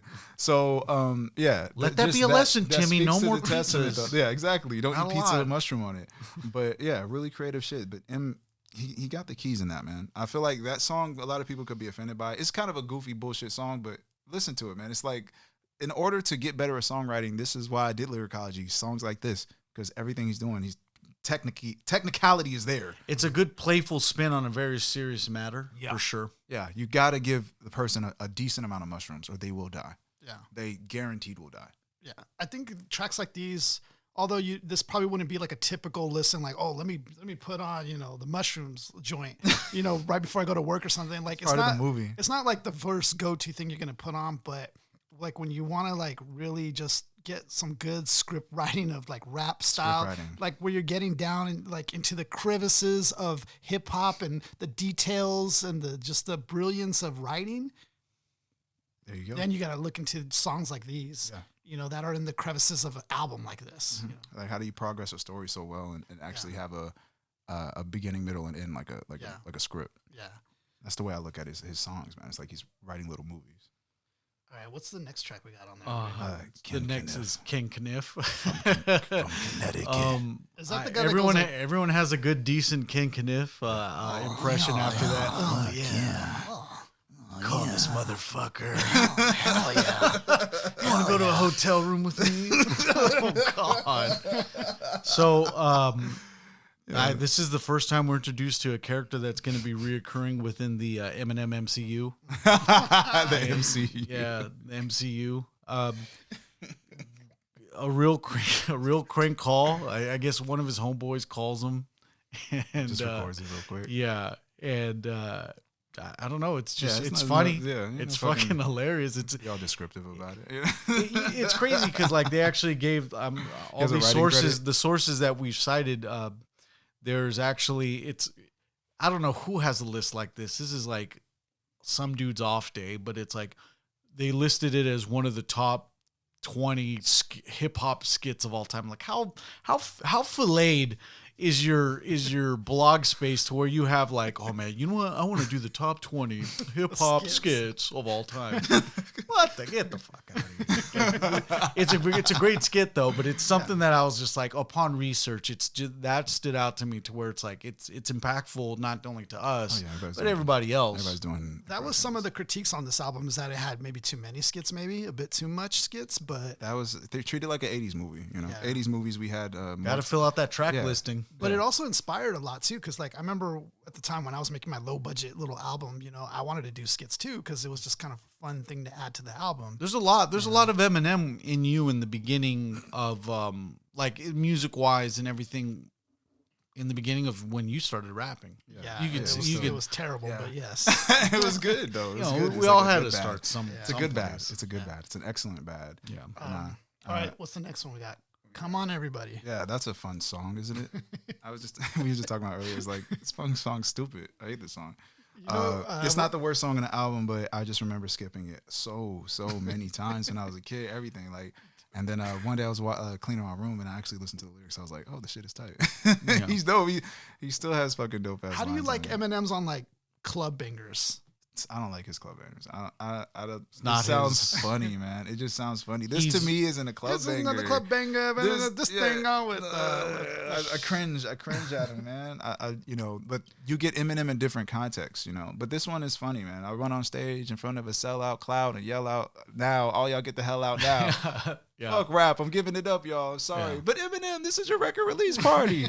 You gonna quit? You quit on the record release party? That shit's hilarious. Day releases. Yeah, but that once again is one of those it's a joke song I didn't like because I didn't listen to it. And then I finally heard, I was like, oh, this shit is bars. He's just telling jokes with dope rhymes, So once again, it's like one of them joke tracks, but that would not be a single. You know what I'm saying? That wouldn't be a single. I skipped that shit so many times. Come on, everybody.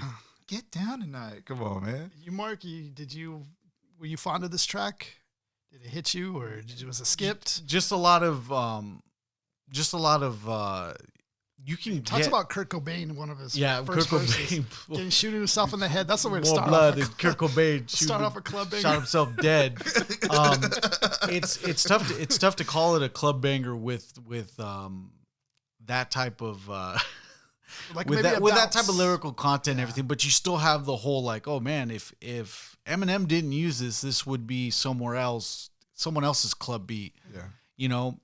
So, but he took it anyway, and he was just like, I can make this fun, funny. Yeah. And the one thing that I could take from shit, I got full blown AIDS and a sore throat. I got a wardrobe with an orange. Yeah, robe. I got a wardrobe with an orange robe, and I was like, he rhymed orange. That was like the first time I heard orange rap. There's a lot of Eminem has this song, has Role Model, and Guilty Conscience as those group of songs within this album where it's like, hey, like you there's no words that can't go together.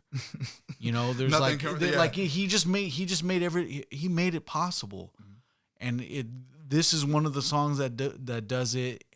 And throughout the whole album, he provides the same evidence, but it's like one of those, even when he does a club track, you still see it. Yeah. Do you think Eminem, he doesn't miss? Do you think Eminem propelled the game, like, hip hop? Like, did he expand it, do you think? Or yeah, you have to, because all the white rappers. He put a lot. Look at how many white rappers there are.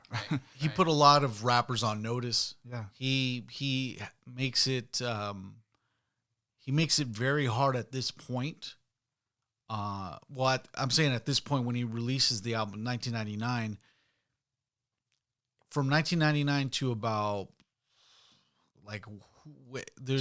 I'd say 2005 is when it became, everyone started talking about Lil Wayne. Right. So you're talking off the jump of his actual major release to 6 years, almost a decade, to where it's like no one's going to touch this guy lyrically. Dominating. And then off to that point, you go into this new era where Lil Wayne, right, and a lot of rappers within Atlanta started coming around. Mm-hmm. It's just a change of the guard, if anything. He lost his best friend Proof. He relapsed into drugs. No, but everybody has their journey as an artist. Yeah. But it's that's their journey. That's the artist's journey, and that's what we get to watch and view, especially when you're somebody that's on such a big platform. But as far as him changing the climate, I would say first-handedly that Eminem's the reason when I write a verse, I don't use the N-word, because he writes so many words in a bar and he doesn't say the N-word. And it's like, as a black artist, I could use the N-word to save my life. I could just always use that as a cushion. And I watched him and I said, there were so many inventive ways for him to get to a punchline that I had to change what I looked at rap, or how I viewed rap and how I even wrote it. And that to me is the way he changed what I was doing, right? Mm-hmm. So if me alone is an example, I have lyricology, you would look at a lot of what I do is trying to describe what M was doing. And then as far as other rappers just taking on that compound syllable rhyming style, a lot more people kind of clung on to it because they saw that it's commercial. We could use it now. You could do it. Yeah. A lot of rappers weren't on that shit like that. And then over time, you see bad examples of when people try to be Eminem. Right. But then you guys talk about when he fell down. Then we get that comeback period, and then he got all the new techniques. Then he has all these different moves. He's doing word association, flipping rhymes in reverse, and all that. But this is the beginning point. That's where we started from. Absolutely. And I feel like Come On Anybody is just, it makes me mad. No, but then because you follow Come On Everybody with Rock Bottom, and Rock Bottom is the best song. It's like. That is like crazy contrast. One of his realest songs. As goofy and fucking bubbly as Come On Everybody is, Rock Bottom it's real. It's the realest song. It's the realest song that he has on this whole project. It's just, I think he was at the end of his wits. So the first time I heard Rock Bottom, I was it was after school. Dwayne Johnson show. It was after school, I believe. We were parked during the Attitude Era of the WWF. We were parked at this park right here. I was with Walter, our friend Walter, and I think Jesse, and they were hotboxing, right? And I'm not the type that really smokes like that, but if my friends were, I kind of fell into it and did, right? Mm. So anyways, they were hotboxing the car. One of the tracks he puts on Rock Bottom, Slim Shady. And I'm listening to this and I'm high now. And it just made it that much more that much realistic. Yeah, that real. Bottom. It made me feel that emotion even deeper just because I was so, I guess, focused on every word he was saying. It just hit even more. Mm-hmm. That was my first experience with Rock Bottom when I first heard that joint. Mm-hmm. Another track where he goes in and pours out basically the emotions he's feeling, a rags to riches story, He was literally getting evicted before he got tied up with Dr. Dre, hit up by Dr. Dre. You know, so it's truly one of those stories to see somebody who was barely making it, and he gets that one life saver, and man, latched on to that and blew up. Yeah. Get you mad enough to kill. Yeah, no, there's something, even the hook, this is all M. Too. No, M isn't good with hooks, Slim man. I ain't gonna doing lie. M and hooks, man. M doesn't really love hooks. I think that's what it is. He don't like hooks like that.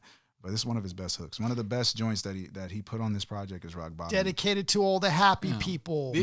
Yeah, and talking about the chorus too, like if he actually with doing this type of sad enough to scream, make you mad enough to tear. Yeah, it's like there's nothing chorus or like, you know, this is good and repetitive to do this.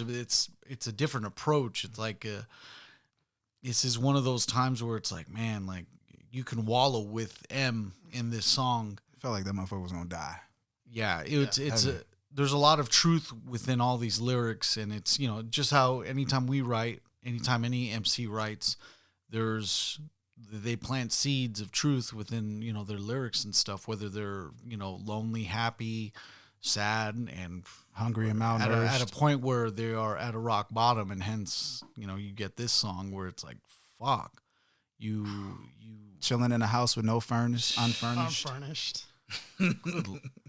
It's a good dance. Like lyrically, it's a good dance. Yeah, that you get to be a partner with. I got you. It's definitely one of his best written tracks. You know, technique is on point. But my man, like that was the one that it felt like that was the song he wanted to make for the whole project, to talk about how he really felt. Yeah.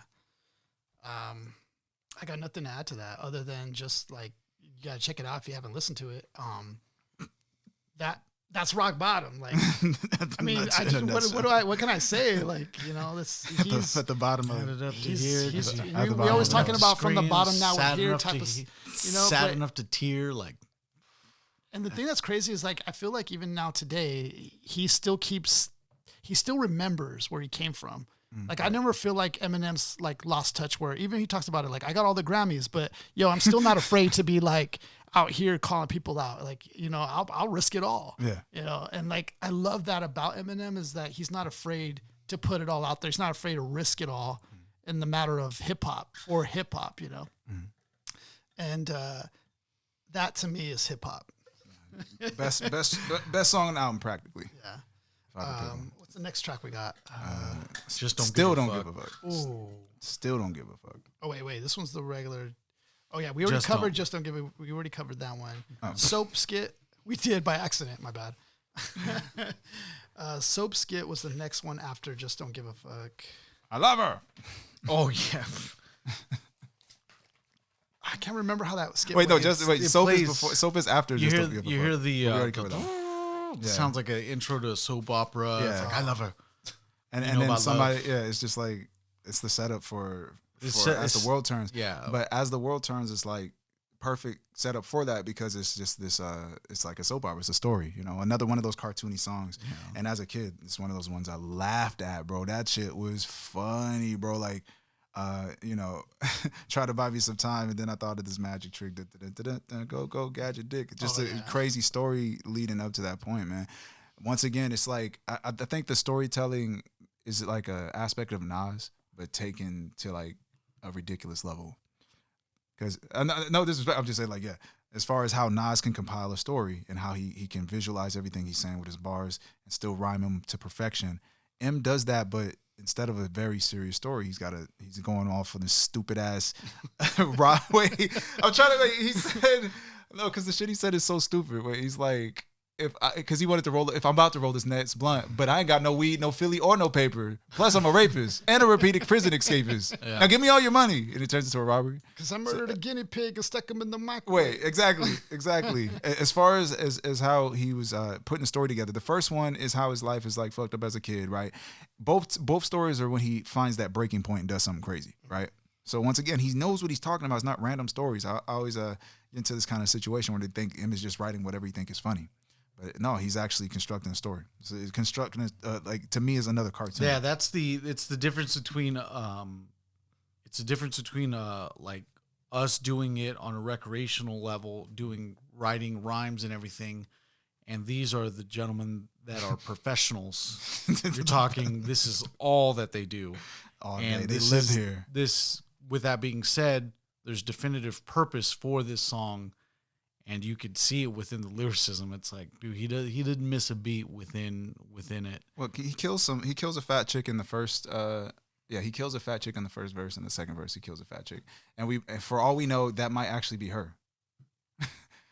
Because at the end of the first verse, he just threw her in the pool, right? You know, when I throw her the bitch face down and watch her belly flop, right? You so big that you walk into Big Tannies and you stepped on Jenny Craig, right? So it was a fat chick. So I don't know if the second verse is later in the future when he's older, he tried to rob some bitch and it was her. Oh, yeah. So I don't know though. You know how M writes, man. M writes everything. Because I don't know why this world keeps turning, so maybe it was coming full circle. So yeah, as far as the story telling is concerned, though, you know, he's on fire.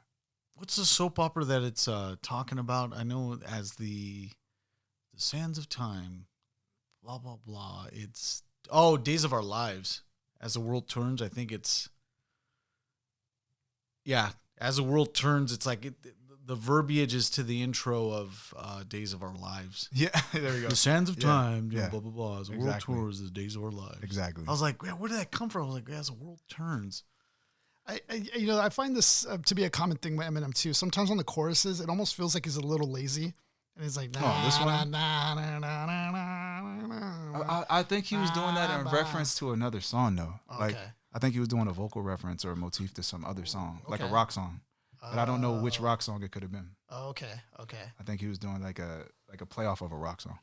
And he's been known to do that too. Yeah. He's mimicked other songs like that before. Yeah. He's a G, man. He's a G. All right, let's go on to the next one. We got I'm Shady. I'm shady. Let's see. Yeah, produced by the Bass Brothers. Oh, man. That's so... Who came here with 2 Glocks to terrorize your bro? Huh? Told you to slap dips, murder your girl. I did. Oh, man. It's... Gave you all the finger and told you to sit and twirl. you like, people want to find the blame to all their crazy antics, and they could just blame Slim Shady. Yeah. That's the greatest Come in. cop out. Like, yeah, who told you to do all that? Oh, you did. Come and kill me while my name's hot and shoot me 25 times in the same spot. Ow! That's all you have to say. Ow! You know, hey, I'm Shady is another one of those I skip. Just like Come On Everybody. It felt the same. It felt like the same kind of song. So as soon as I heard the beat, doos, doos, doos, doos, I skipped. Yeah. And then as I got older, I listened to it again. And I was like, God damn, he did it again. It's another song that I just didn't think was cool when I was young. When I was a kid, I just always skipped that one. And then as I got older, I was like, damn, he killed every song. He didn't waste a track to me. He didn't waste a track. Even if some of them feel stupid, it's like if you're not, you know, we're in the age now where we just don't listen to the full album. We're in the shuffle period now. Everybody shuffles their shit, or we just handpick or do playlists. So to me, it's part of the movie. It's just a scene in a movie you don't want to see, you know? But this whole thing is a coherent film. You know, one of the things I did want to mention about this album, I don't know if you guys noticed it or not, but his style is a little different on a couple of these tracks. I think If I Had was one of those examples where it was like, his cadence was different. It's like he almost sounded like Will Smith a little bit. Again, I can't even mimic it. But Spacing within the rhyme to rhyme, kind of like this. I noticed he changed it a little bit. I don't know if he was experimenting or trying to find the right. There's Slim Shady rapping on a few of these songs, and then there's Marshall Mathers, Eminem rapping on it on different songs, and a lot of when Eminem slows it down, you could be like, okay, M's rapping on this one, but when, you know, it's typically when somebody's dying, you give someone Shady. when it goes into Bizarro, when the tracks you hear start going into Bizarro world, then you know it's a little bit of a Slim Shady coming into the mix. Right. Okay, that makes Slim Shady. Yeah, you'll it's know.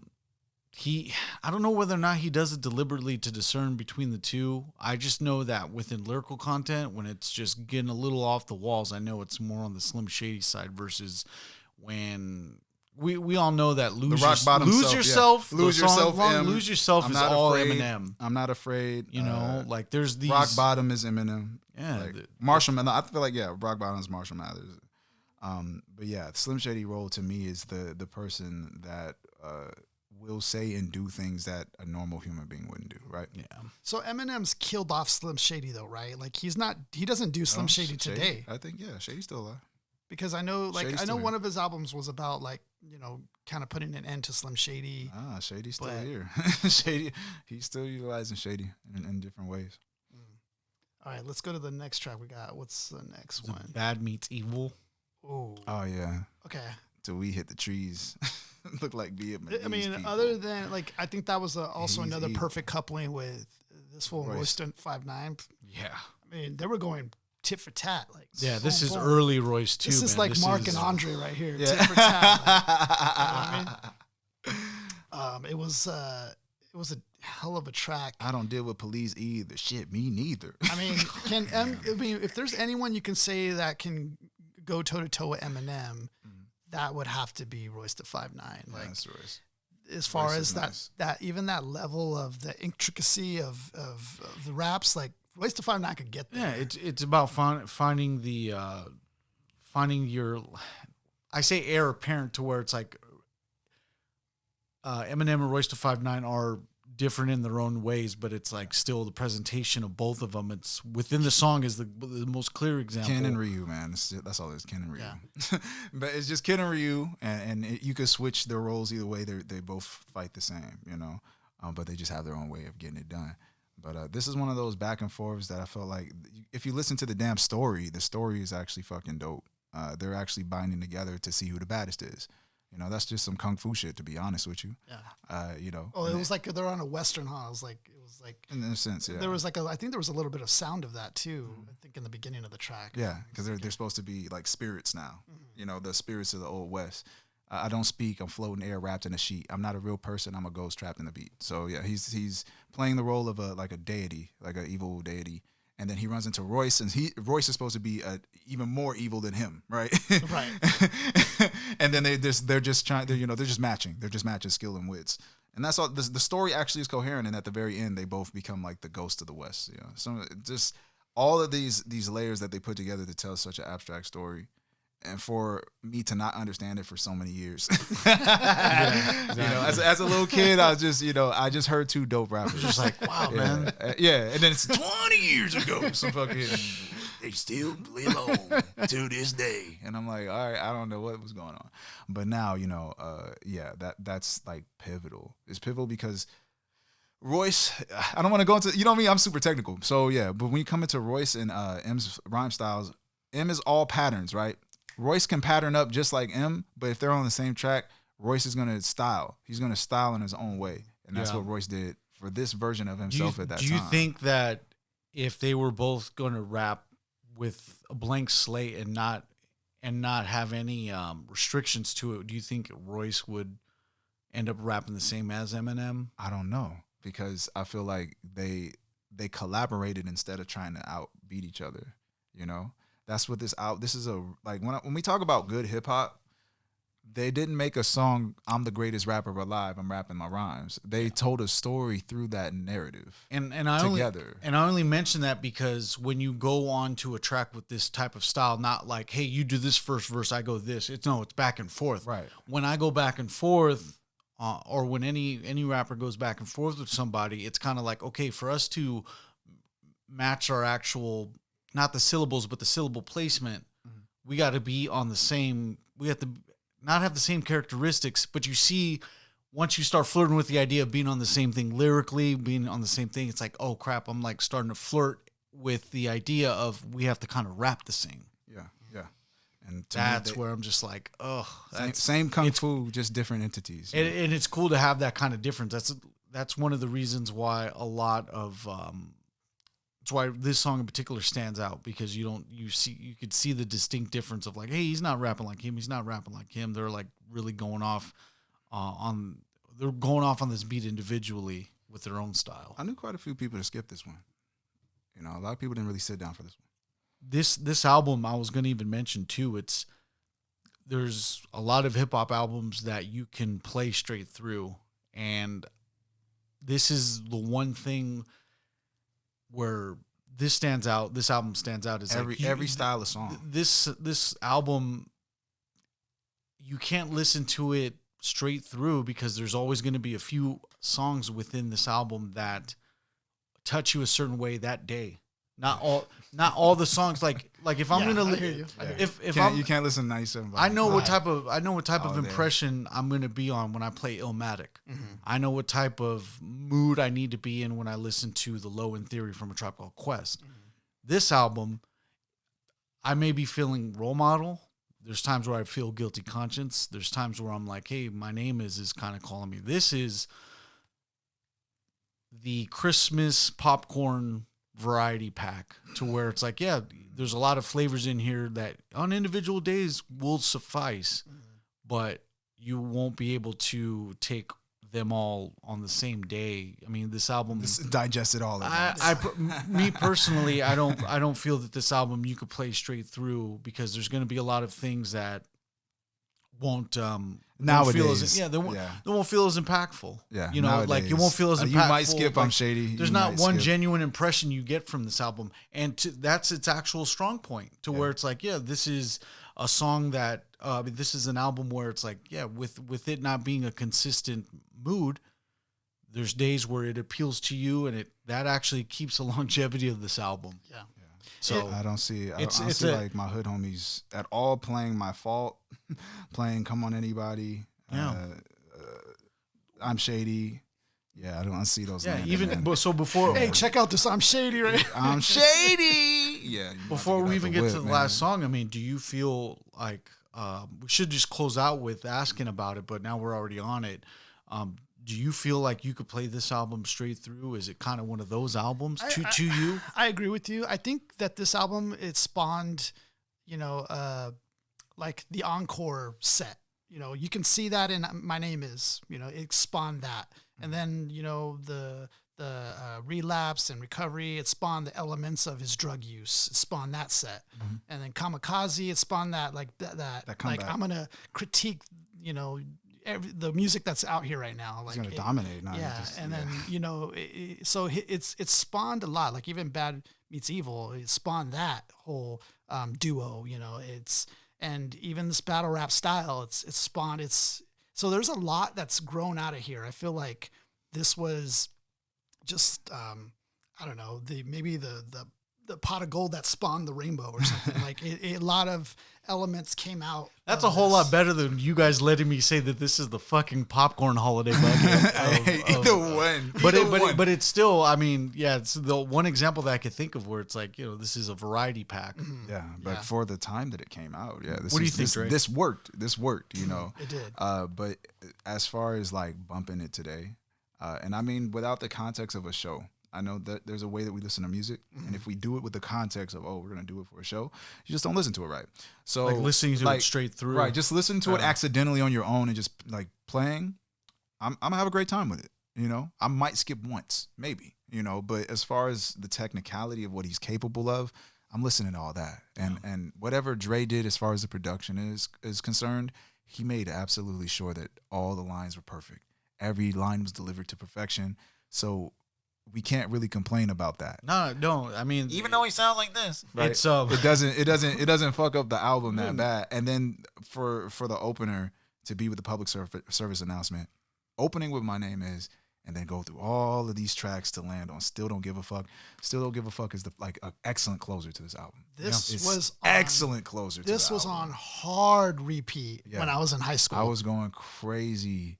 Still Don't Give a Fuck. You can hear the rain, like the rain set the tone. Like that was like, I'm about to go off right now. Yeah. And then you already think, okay, I just don't give a fuck was already an FU. Mm-hmm. But to come back and say, I still don't give. It's the sequel. It's the sequel, man. That was just like, damn, that was an excellent way to close it. I know it for a lot of people, it's probably not as a memorable track. But I'm telling you, that beat was crazy. At the time when I heard this, and when I was in high school, this was it. That beat was crazy. And his all three of his verses hit. And I know it's not probably the most technically the best we've ever seen, but I guess for me at the time though, just hearing the pockets that he was hitting And he was telling some truth there. Like, he had to sharpen his demo, basically. Like, not at gunpoint, but he had to sharpen it quick. Yeah, he had to sharpen that quick because he only had 3 good tracks that they were able to take over. So he had to add on to that and make it something.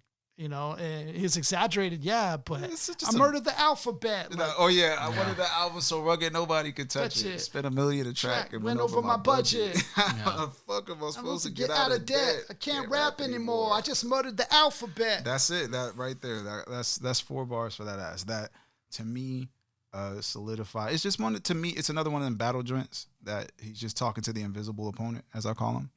Everybody just, you suck at rap guy, right? Yeah, that invisible opponent is fucked up. It's been getting it in hip hop since '85.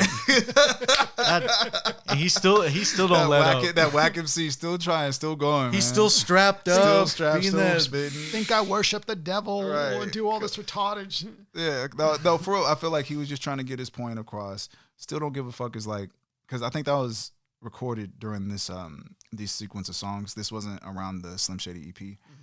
So I feel like they were like, we just need one more track. Yeah. And that was the one. And I feel like that closed that shit out perfectly. Still just, this is shady, of course. That's definitely a shady track. Yeah.